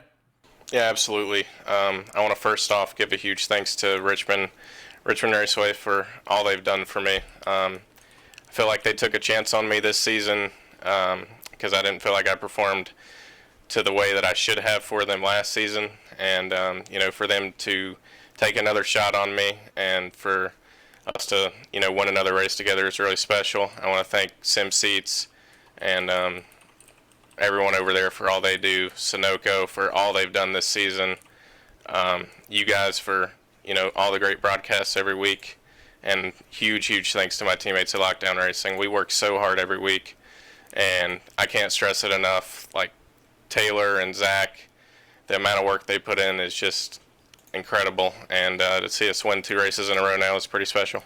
And I want to quickly give a shout out to Malik, getting a P3 there. He helped me going into 1 to get under Casey, so big thanks to him, and really glad to see him have a good run with me. A great night for you guys tonight, especially on the Richmond Raceway Esports front with the first and third place finish tonight. Jimmy, we appreciate your time, though. Again, congratulations on the win, and we'll see if you guys can keep the ball rolling in 2 weeks' time. Thank you, Evan.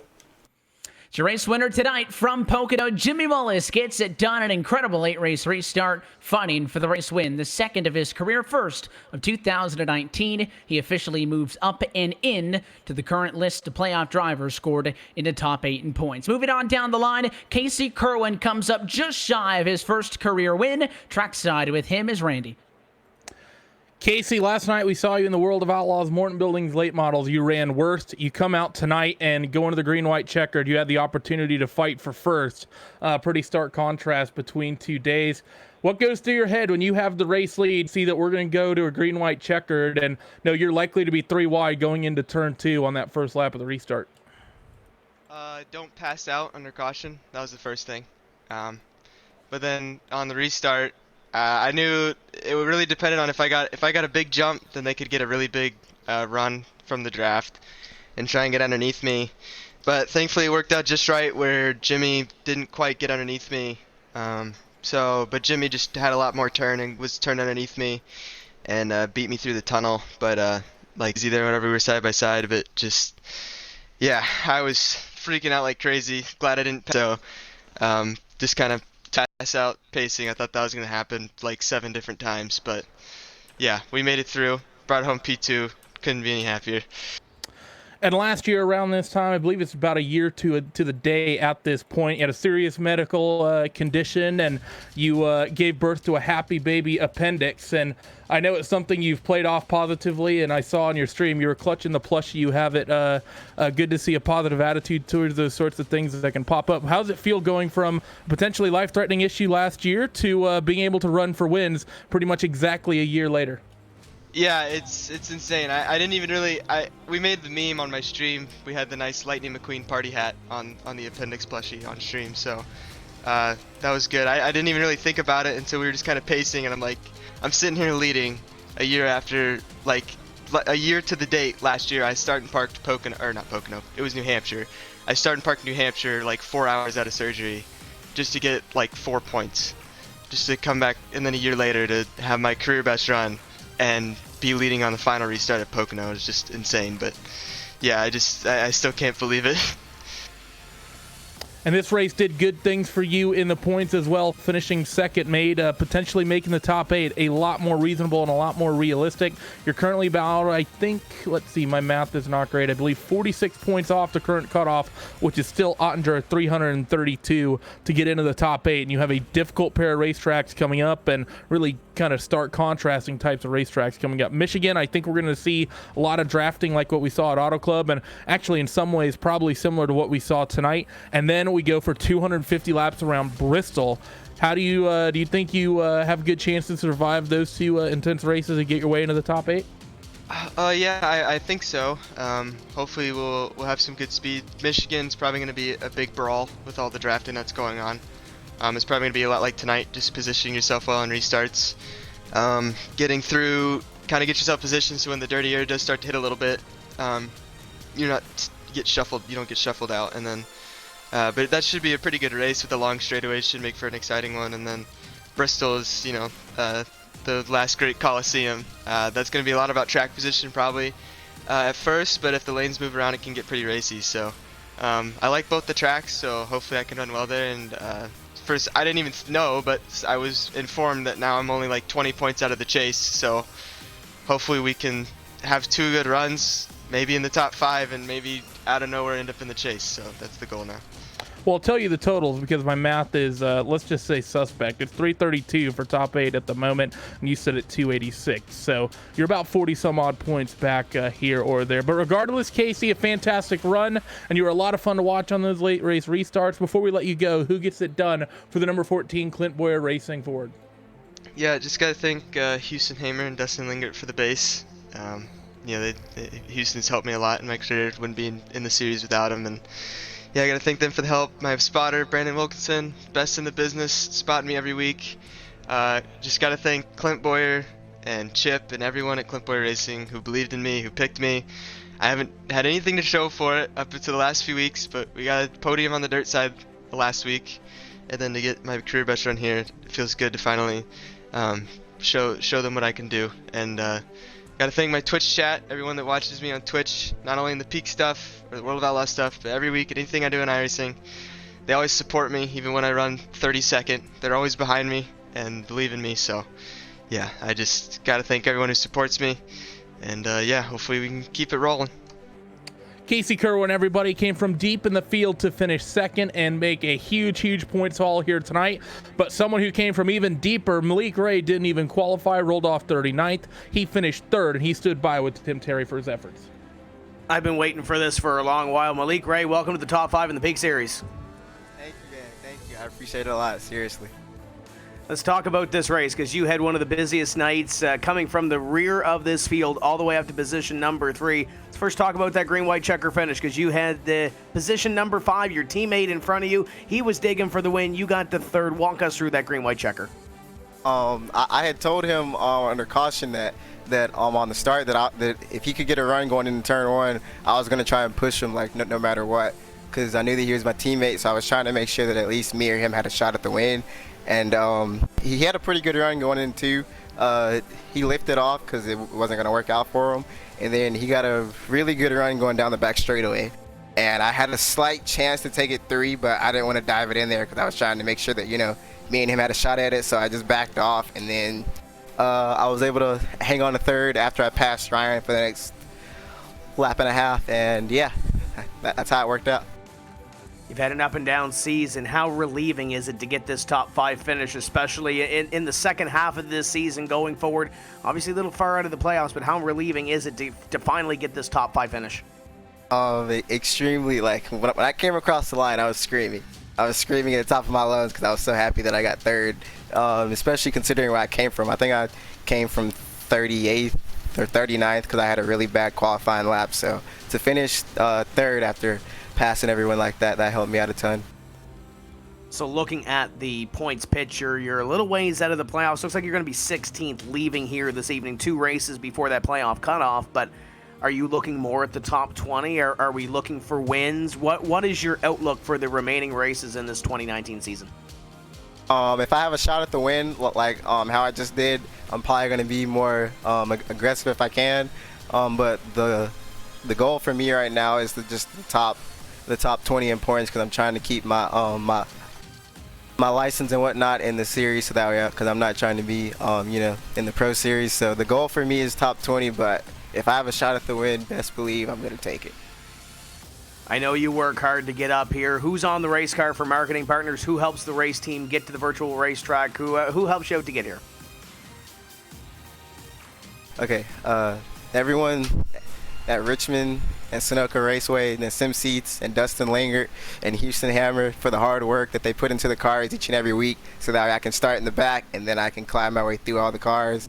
And you guys for broadcasting, and also my other teammates, Michael Guest and Colin Keister. I appreciate all you guys because without any of you, I wouldn't be right here with you guys interviewing me. So, but yeah, I appreciate all you guys and your hard work. Thank you. And we're going to do this again in a couple of weeks at Michigan, right? Oh, yes, sir. We're going to try to. But there we go. There's Malik Ray. Great to see Malik finally get a top 5 finish. 3rd place run. And Randy, I don't think that's the end we see of him in the top 5 this season, because I know he's got a solid team and a solid car behind him. But speaking about solid teams, how about that 18 team of Bobby Zielinski? I know you've caught up with him finishing 4th. I think you're right. With Richmond putting themselves 1st and 3rd here today, they might be thinking to expand the racetrack to a 2.5 mile racetrack out there in Virginia, but I think everyone hopes it stays at 3/4 mile. But Bobby Zielinski, that number 18 car, you've just been sort of quietly plucking away all season and solidly still in the top 8 and another top 5 for you. You didn't quite have the pace it seemed like to take a win. Is that how it felt in the 18? I don't know. Interstate Battery's Camry was really, really good on the long run. We were having those really long runs in the middle of the race, and that caution just, that sucked, because I needed to save a little bit of fuel to make it from lap 45 when I pit under green, and then we had the yellow. So I think if we were able to take that if it stayed green, but things change. You got to adapt, and we kind of turned into a lottery to where you just had to hope you were in the right lane every time going into turn 1. And it made it really interesting with those kind of guys on older tires, because only a couple laps on these tires, and it's a big pace disadvantage. So we just tried to survive there at the end. I think, there was a version of that where we come out on top, but we just had to have one little thing go right and then be like 2 lanes up on a restart to be where like Casey and Jimmy were. But, that's just how it went. Kind of turned into a lottery. I'm sure it was fun to watch. You just didn't know who's going to win that thing. I didn't know who's going to win. I didn't know if I would win that thing, just with how crazy it was. So I had fun, and we'll definitely take this 4th. And you come out of here with the points, 5th in the points, 24 points clear from the top 8 cutoff. And with 2 races left, I think one good result pretty much will lock you in at this point. You have a relatively tame Michigan, and I say relatively tame because the following race is Bristol. But we all know that Michigan, we got a sort of a taste of it at Auto Club, but you guys have figured out a lot more with this package, and I'm sure the racing is going to be a lot crazier and probably a lot more draft heavy. Do you feel at the moment that with 1 race left to go, you might be a championship favorite, because in that playoff format, you have a road course in there, and you've really become the road course favorite in this series? Yeah, I mean, we got to make it there first, obviously. We just got to survive the next 2 races. I think we got the speed every week. I mean, in the first third of the season, I was just having everything go wrong for me, just getting involved in wrecks, and we had good cars then. We just got in some wrecks, and, since Sonoma, we've had everything. Well, not everything's gone our way, but most of the stuff has gone our way in terms of cautions and strategy, and we've, finished 1st, 3rd, 7th, 4th, and pretty good momentum. I think if we could just stay clean the next 2 races, we can make it in. And yeah, I mean, that's the Roval. It's completely different. I'm really hoping we can get it updated we can get the chicane on the backstretch updated, because I think that'll make racing a ton better and for that Roval. But there's 2 other races in that playoff that I really like at Indy and Darlington. So perfect world, you can win at Darlington and not worry about it. But I'm still going to go for the win at the Roval, just because I love road racing, and it'd be awesome to win at a different road course.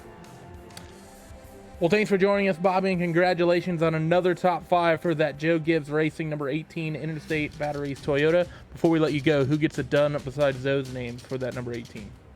Well, I gotta give Joe Gibbs Racing a thanks again. Just finally getting them the results they deserve, and teammate Jake, the 20 car, got 10th. He finally got a top 10. He's been finishing like 11th, 14th all dang year. I'm just super happy he finally got a top 10. And Interstate Batteries, virtual racing school, as always. You can go there for coaching, data packs, learn kind of how to improve your driving. There's setups, tutorials there, everything to make you better as a driver. Got to thank my guys at Coanda as well behind the scenes that really help power the organization. And Keegan and Chris, unfortunately didn't have great days, but it wouldn't be able to be done without them for sure. And then thanks Philip for spotting me and asking or answering all the questions I ask out there with fuel mileage and crunching the numbers on those big long runs. So gotta thank Philip.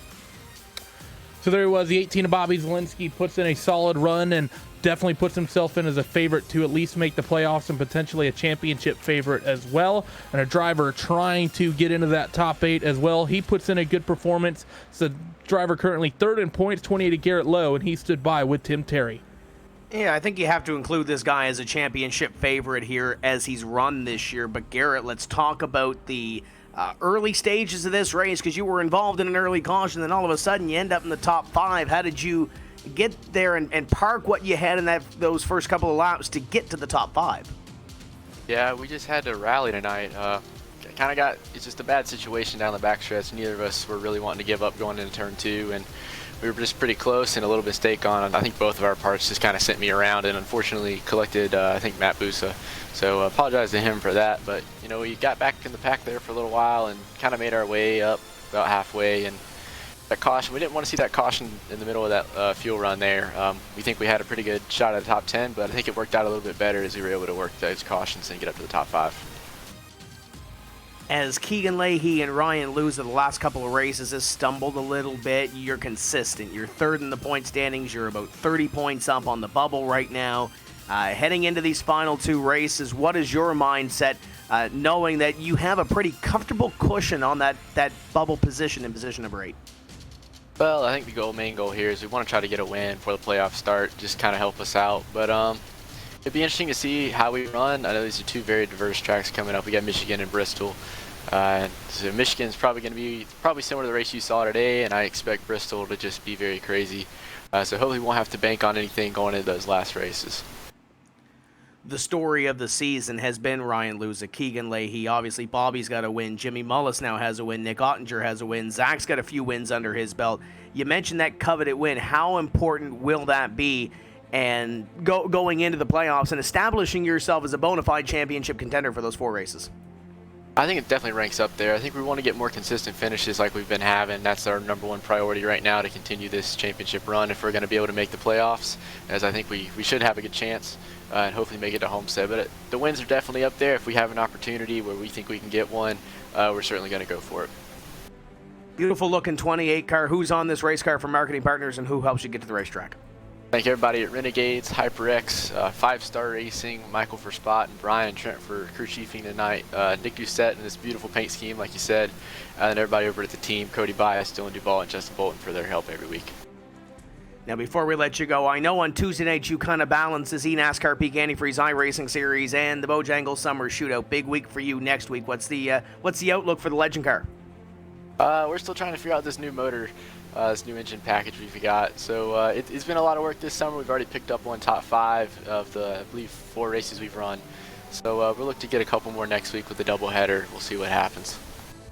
There's Garrett Lowe finishing in position number 5 here this week in the eNASCAR PEAK Antifreeze iRacing Series, and a big week next week at the quarter mile at Charlotte Motor Speedway. But Evan, it's been a very fun night here at Pocono. We've seen some great racing, some awesome restarts, green-white-checker finish, and a guy in Jimmy Mullis going to victory lane. And you look at that top 5. Great to see Casey Kerwin up there. Malik Ray had a huge run. I don't think you can ask for any more. Chris Overland has a top 10 run out of this thing. There's a lot of names up there that we really haven't seen all season.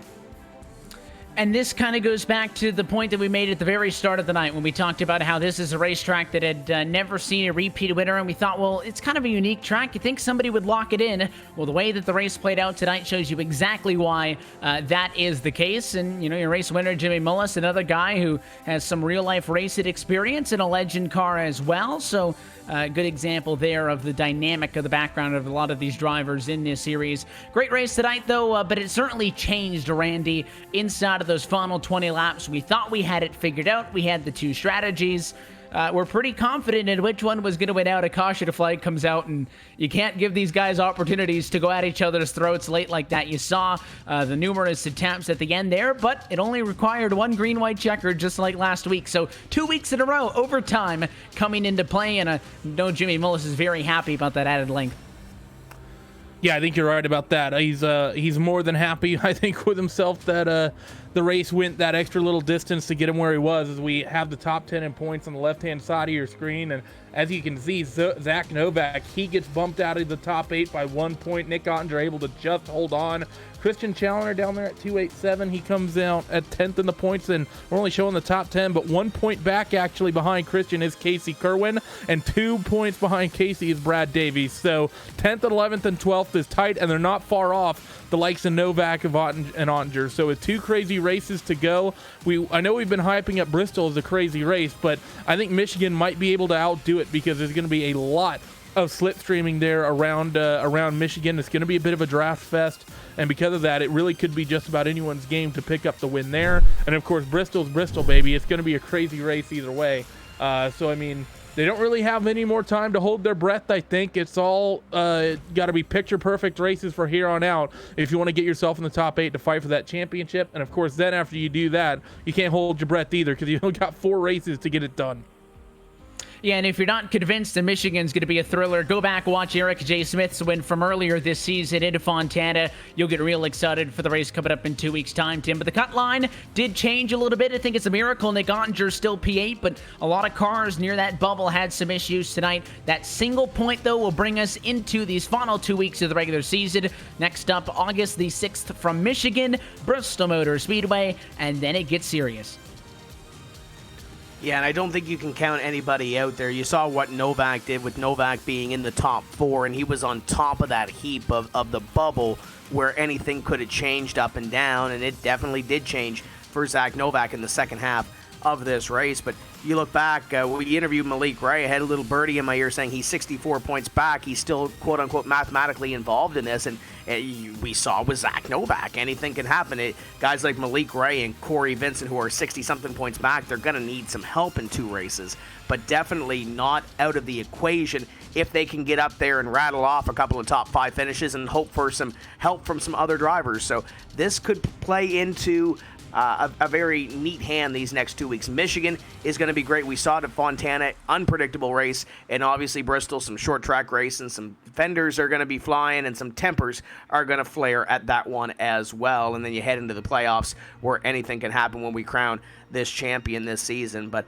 it's going to be intense. I don't think you can really pick up anybody that's going to be locked in to the playoffs. Yeah, Ryan Lewis and Keegan Leahy seem to be the safe bets right now, but all bets are off. 2 weeks, 2 races to lock yourself into the playoffs. I can't wait for it.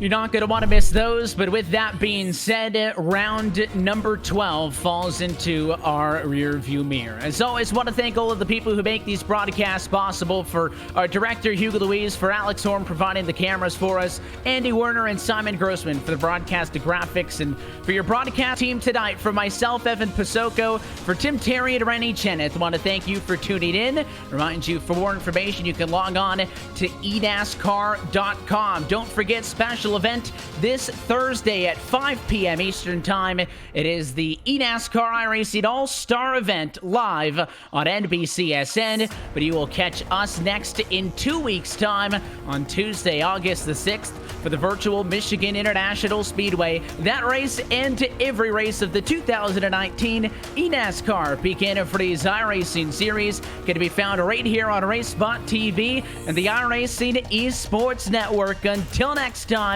good night from Pocono, where Jimmy Mullis is your race winner.